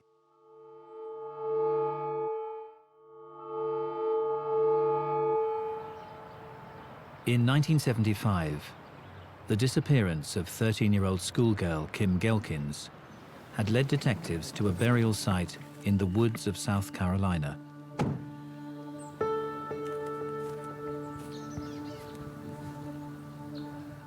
There, investigators, including Sheriff William Barnes, It would have been right there by that tree. That's where it would have been. would make a shocking discovery. This is the area where the 6 bodies were recovered. I have not been back here since everything happened back in 1976. The graves would have all been within probably 25 foot of each other. They would have all been right in this area here where we're standing now, under this tree.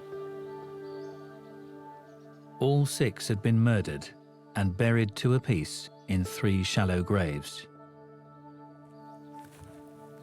And all 6 were linked to notorious character Donald Pee Wee Gaskins, a diminutive local car thief who drove an old hearse and boasted of having his own private cemetery.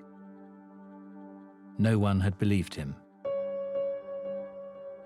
I was 6 months pregnant at the time with my last child, and we were, you know, when the cops came up there, and, you know, they were telling me, oh, you know, that they were looking for my daddy for murder and stuff like that. I mean, I went in shock. I went into labor. My baby was born. I wasn't even 7 months pregnant. She didn't weigh, but she weighed 2 pounds and something. All of a sudden, we found ourselves in the national limelight. I was one of the first reporters on the scene, and I got a lot of it firsthand, and it was just, to me, it was so shocking. You know that's pretty wild, and that's hard to believe in South Carolina. You don't find stuff like that around here. Investigators now had to uncover the identity of the victims. The ones we initially found were in very good condition.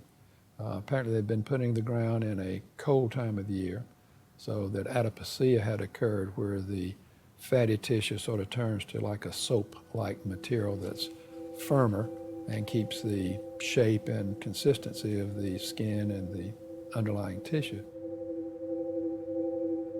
I've never been a smoker, but the smell of decaying flesh was so intense in that area that the smoke from the cigars diminished that smell enough to where you could stand it. In the first grave were 25-year-old Dennis Bellamy and his 15-year-old half-brother, Johnny Knight. Both had been involved in an auto theft ring with Gaskins. Daddy said they were going to steal a car, and they came by the house, and I had just cooked some biscuit and coffee, and they ate some biscuit and coffee, and they left, and I never seen them again. We took them down into the woods and went to a big oak tree and sort of pointed up in the tree and was telling them how they could use that to throw a chain horse over to pull engines out of the car and dispose of stolen property. This would be the tree where he brought the two fellows out and pointed up to the limb, talk about how they could hoist the motors out of stolen vehicles here. As they were looking up in the tree, he shot one of them in the back of the head, and then when the other one ran, he shot him.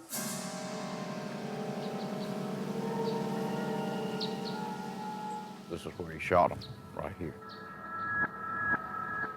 If he'd think that they were gonna, they were getting tired or they was gonna tell on him, then he'd get rid of them.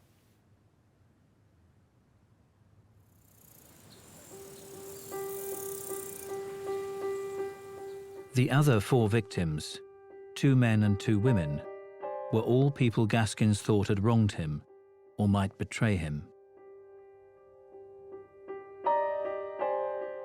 But none of the 6 bodies found was that of missing schoolgirl Kim Gelkins. Gaskins was arrested trying to flee the area.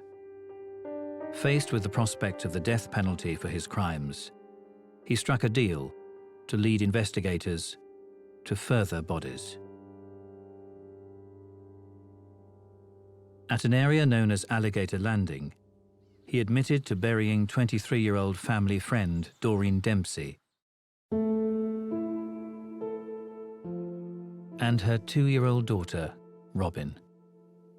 Doreen Dempsey and Robin were both skeletonized because they were very close to the surface. They were not really buried deeply. That child had some injuries to the head that we felt were probably pre-mortem.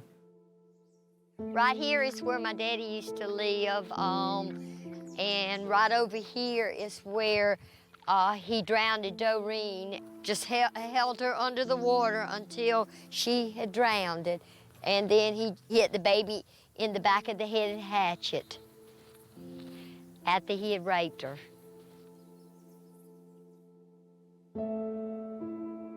He said that he just could not resist raping the baby. He said he just couldn't resist it.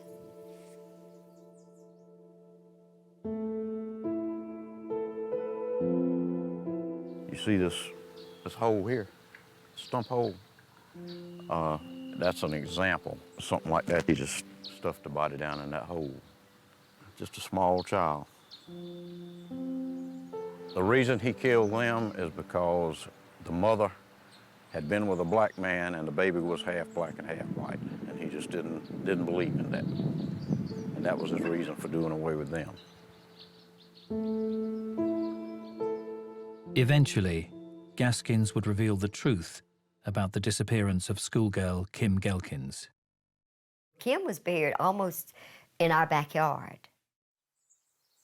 Right out in here is where they found Kim Gelkins. She walked out my front door, and I never seen her again. He took her off from the house and killed her.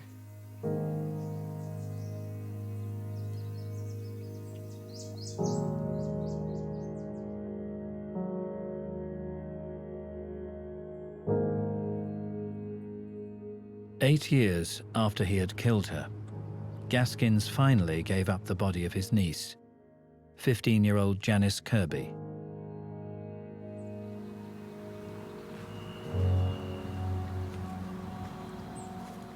This is the grave site where his niece, Janice Kirby, was buried.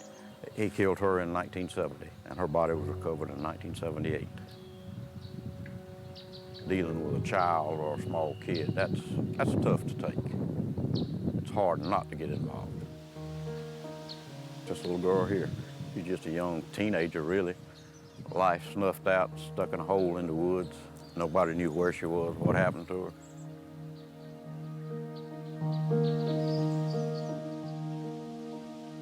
Investigators would ultimately discover the remains of 13 victims.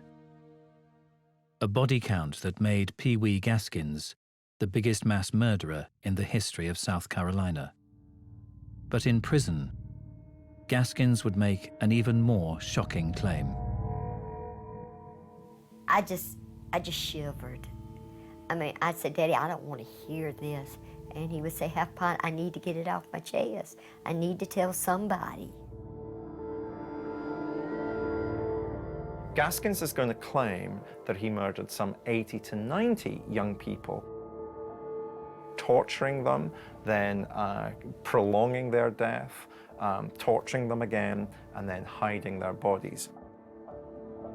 He allegedly started in 1969, killing young women primarily, later young boys and young women, along the coast. He used to travel up and down the road and pick up hitchhikers, and he would torture them.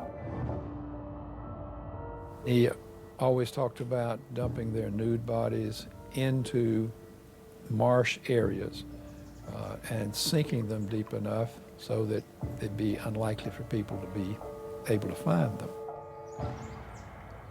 Gaskins, if we take his word seriously, is clearly a process-focused serial killer. He's someone who wants to be with the victim to experience the terror that the victim is experiencing for as long as possible. Gaskins, for example, would often describe going into a hardware store and eyeing up particular tools that he felt he would be able to torture his victims with for longer. We're dealing with a very, very cunning predator who is quite clearly also a sexual sadist and a psychopath. He alleged that he did 10 or 12 a year. Practically every month he'd kill somebody along the beach. He said every so often he would get this urge that he would have to see blood. He called himself a vampire. He said his stomach would get to hurting. He said he would just get tied up in knots. He said he just couldn't be still. He would just tremble all over, and it would not stop until he killed somebody. Serial murderers will tell you that there is something inside of them that they have to go kill. And that's common among serial murderers. It's almost like somebody who's almost so anxious that if they don't do something, they're going to break into a billion pieces. It's a little scary to say that a serial murderer is an addict, but if you really look at it in that context, in a way they are an addict. They have to do it. They have to do it. Donald Pee Wee Gaskins wouldn't even let being in maximum security prison prevent him from taking human life. In 1982, he would plan a murder that was thought to be impossible.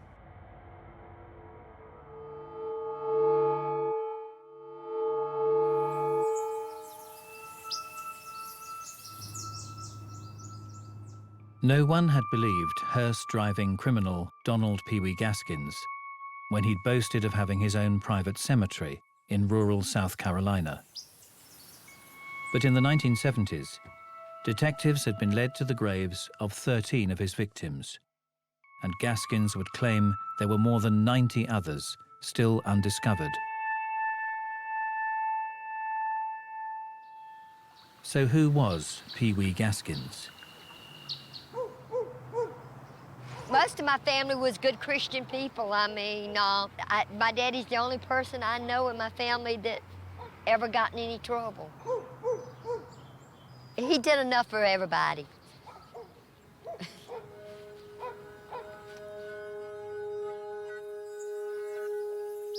Donald Gaskins Jr.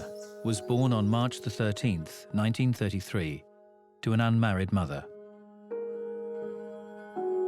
My daddy was a bad boy when he was little.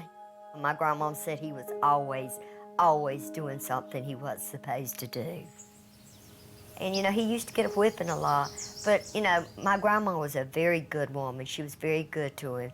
But her brothers was a little bit hard on him. They used to beat him a lot because he wouldn't listen. Gaskin's childhood was punctuated by a series of stepfathers in his life. He never knew his own father, and his mother had a series of relationships. Gaskin's childhood was also characterized by physical abuse, both at home and especially at school.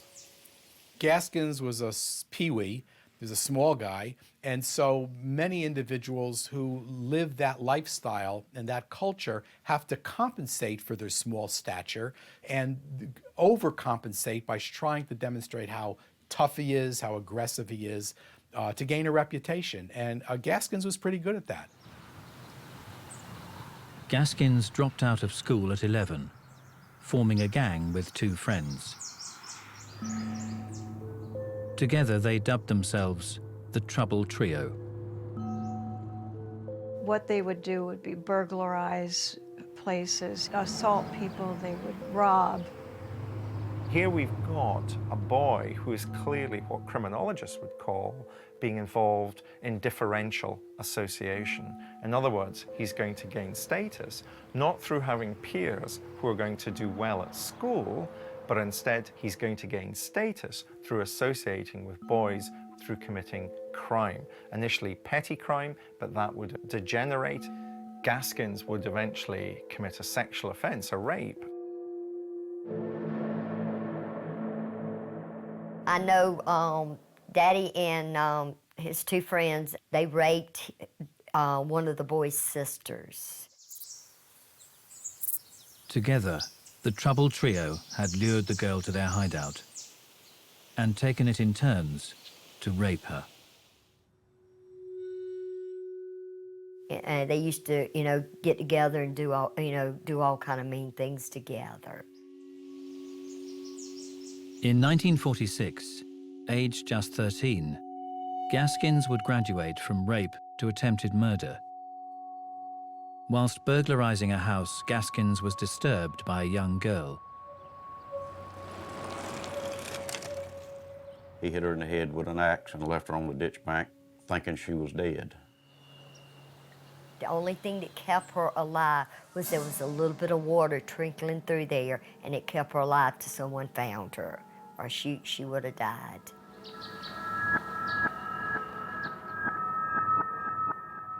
The girl was able to identify her attacker.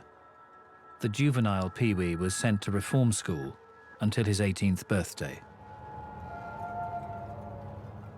In our area, the industrial school for boys was a place where kids who got in trouble, they went and they made them work on the farm and this sort of stuff. I don't think they mistreated them, but they made them work hard. The diminutive Gaskins claimed that on his 2nd night in custody, he was ambushed in the showers and gang raped by 20 boys. He would have to accept the protection of the dormitory's boss boy in return for sexual services. Daddy was a really tiny, tiny person. And, you know, the bigger boys peeked on him. You've always got bullies everywhere. Well, what often happens, as often happens in prison settings, is that you're put in with a group of individuals who are generally worse than you are. Very frequently, they were quite brutal.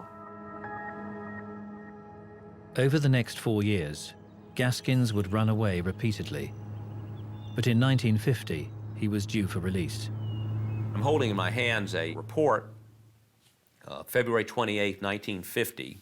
It says, Dear Dr. Odom, the subject was committed to this institution on June 18, 1946 by the Court of General Sessions, the Criminal Court of Florence County, under an indictment for assault and battery with intent to kill. We are not attempting any diagnosis, but we are sure from our dealings with abnormal delinquents that this boy is antisocial and there's something in his past development that is preying upon his mind. We consider him dangerous and also believe he has the homicidal tendencies peculiar to a paranoid type. We are requesting psychiatric treatment and requesting proper placement in view of the fact that we have been unable to adjust this boy to our group. On his 18th birthday, Donald Pee Wee Gaskins was set free. His criminal activities took up where he'd left off.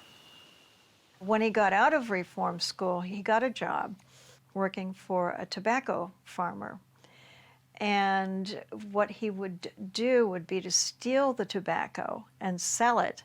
And then he set fire to the barn to cover up the theft. After just 1 year as a free man, Gaskins is teased by a teenage girl and strikes out. All through his life, you can see that Gaskins is particularly angry at women. Now, perhaps we can date that back to the fact that his mother was a single mother, that Gaskins never knew his father, that there were multiple stepfathers, but for whatever reasons, Gaskins shows throughout his life a great deal of hostility towards girls and towards women. And this poor girl who taunts Gaskins about burning down the barns sees his wrath and has her skull opened up by Gaskins hitting her with a hammer. Gaskins is convicted of arson, assault with a deadly weapon, and attempted murder, and sent to the state penitentiary. Here, a group of feared convicts, known as power men, made the rules. Gaskins was chosen by one such violent convict as a sex slave. And Gaskins realizes that if he wants to avoid being sexually abused for the length of his sentence, he too has to become a power man. Gaskins approached the most feared power man in the prison and slit his throat. In the rules of that particular jail, he's elevated to the top, he becomes a face within that particular penal subculture, and he serves the rest of his time with notoriety, someone not to be messed with. And that really, I think, is the beginnings of Gaskin overcoming these childhood problems about his size and actually using the fact that he's small but dangerous to his own advantage. When he got older and, you know, had guns and stuff, he figured, hey, I can be a big man now. Gaskins would spend the next 2 decades in and out of prison, frequently escaping and being recaptured.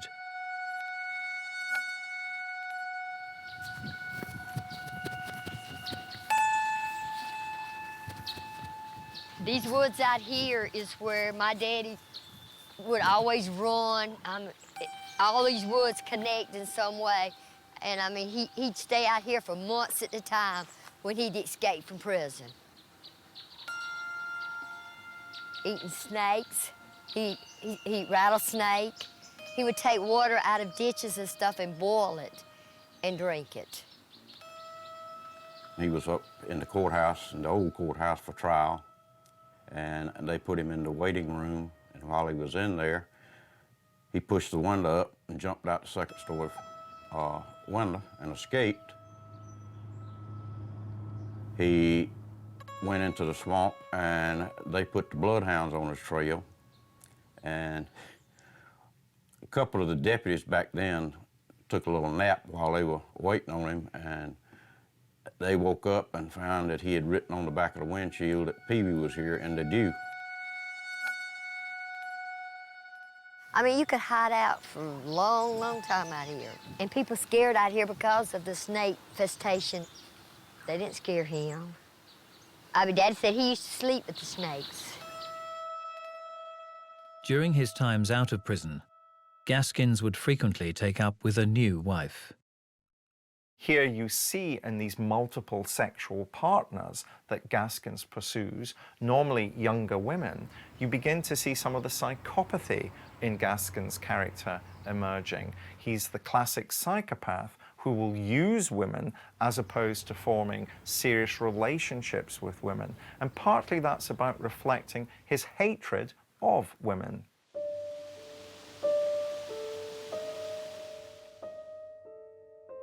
Then in 1970, the disappearances began. He kept bringing people to my house, and, you know, he would say, Well, he called me Half Pint. He said, Half Pint. He said, will you fix this one so-and-so something to eat? And I would do it, but, you know, they would leave and never come back. I would never see them again.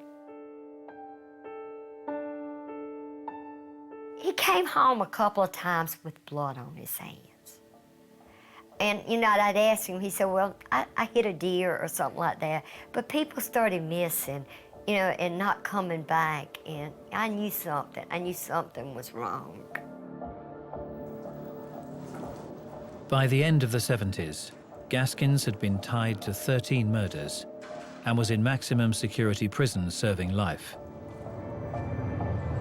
But in 1982, he determined to add to his total, planning a murder on death row that most thought impossible.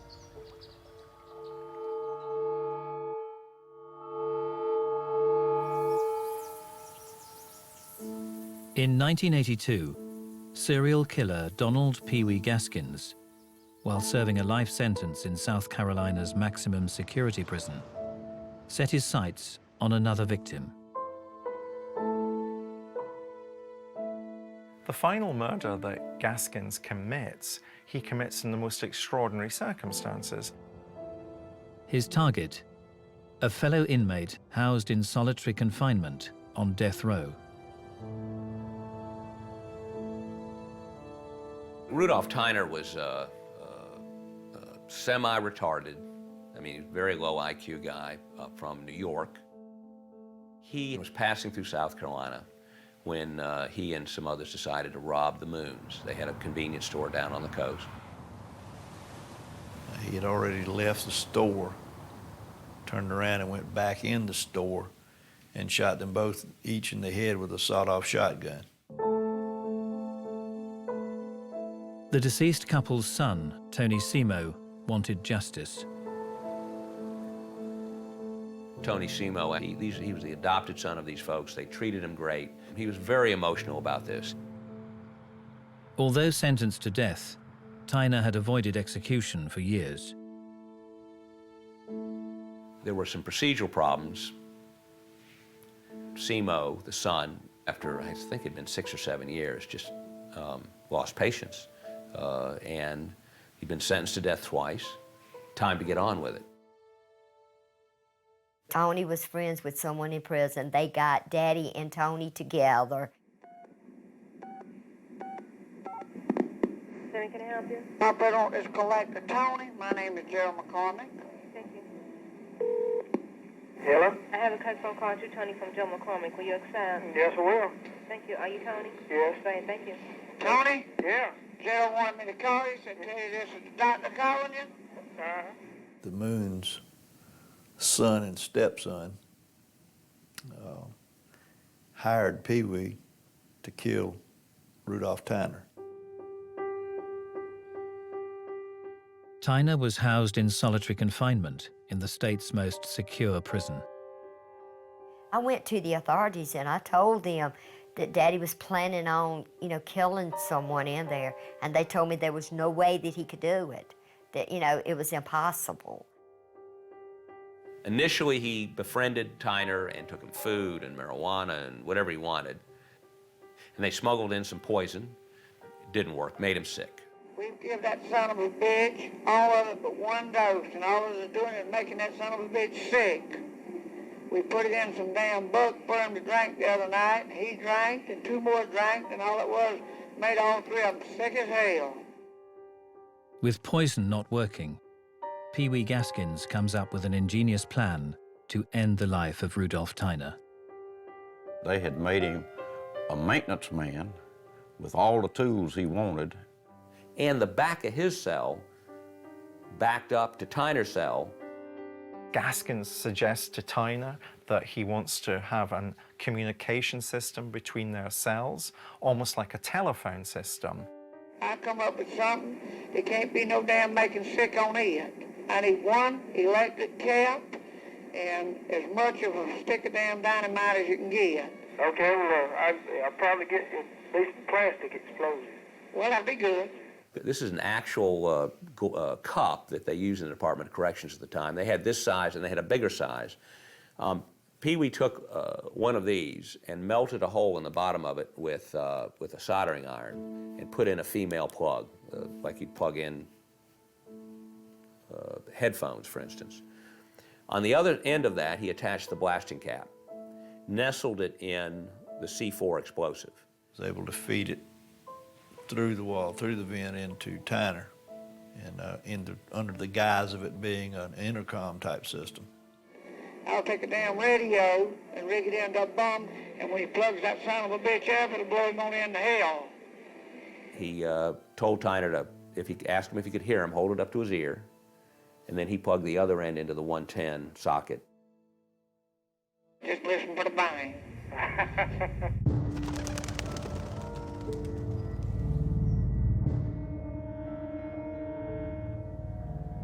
He blowed him up. Pieces of him were blown all over the prison. Fingers went everywhere. Pee Wee then pulled the wire back through the vent, clipped it up, flushed it down the toilet, and came out. And, what's going on?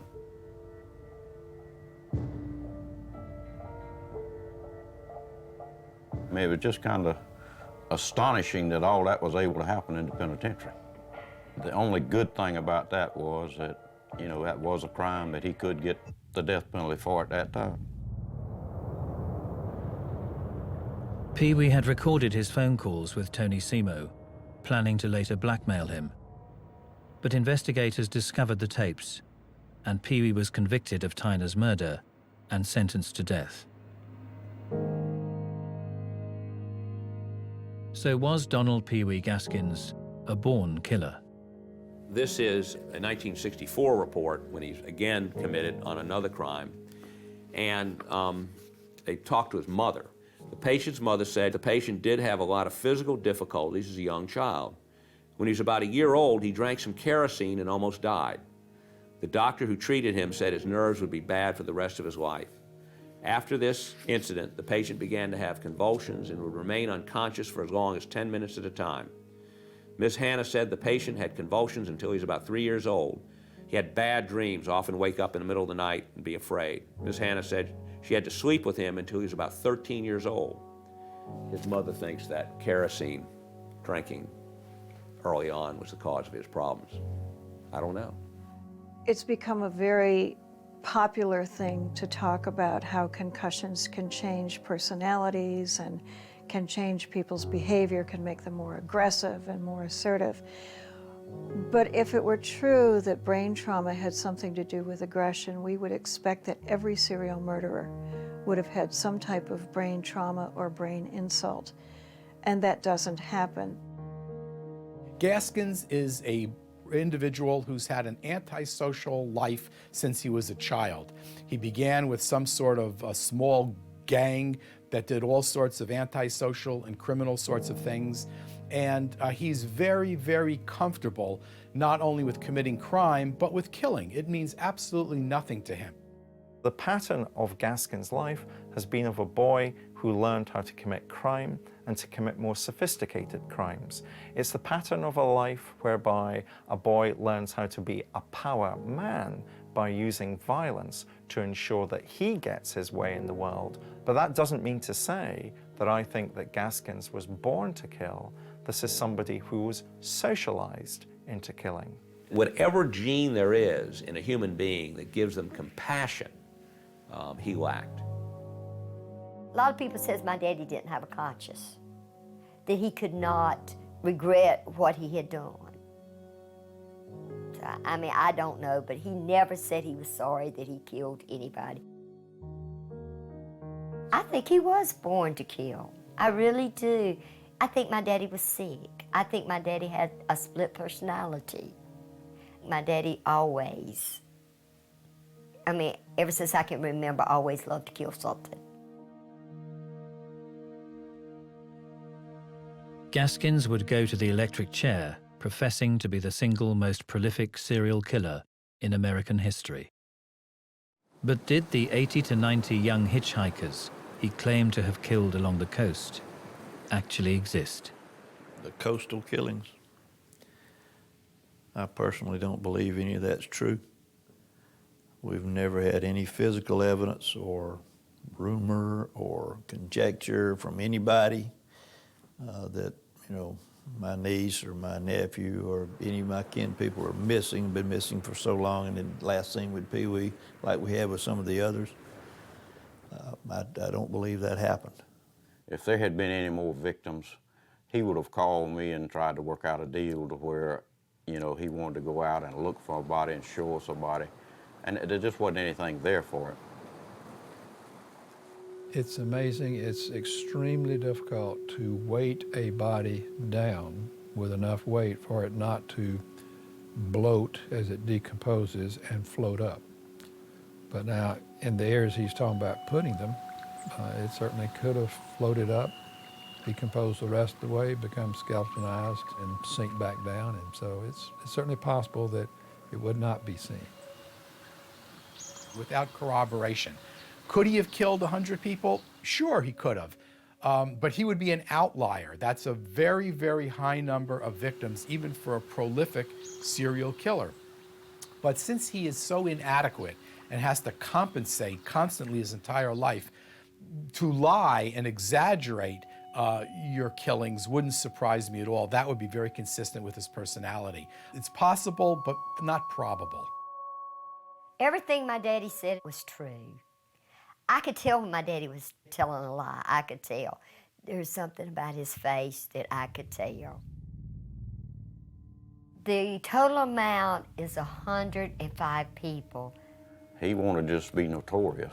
He wanted people to think he was the baddest thing ever to live in South Carolina. I think he was pretty close to the top. This is where my daddy's ashes is scattered right here. He wanted me to put him here because this was his old stomping ground, and we couldn't bury him because people was trying to steal his body because they said that he was the devil's son, and they wanted to worship it. He's in right in here, right in here. I mean, I'll always love my dad. I mean, he was my dad. You know, that's something you can't change, and you can't stop love. If you love somebody, you love them. And, you know, I love my daddy. No matter what he done, and I didn't agree with him because I testified against him, I'll always love my daddy.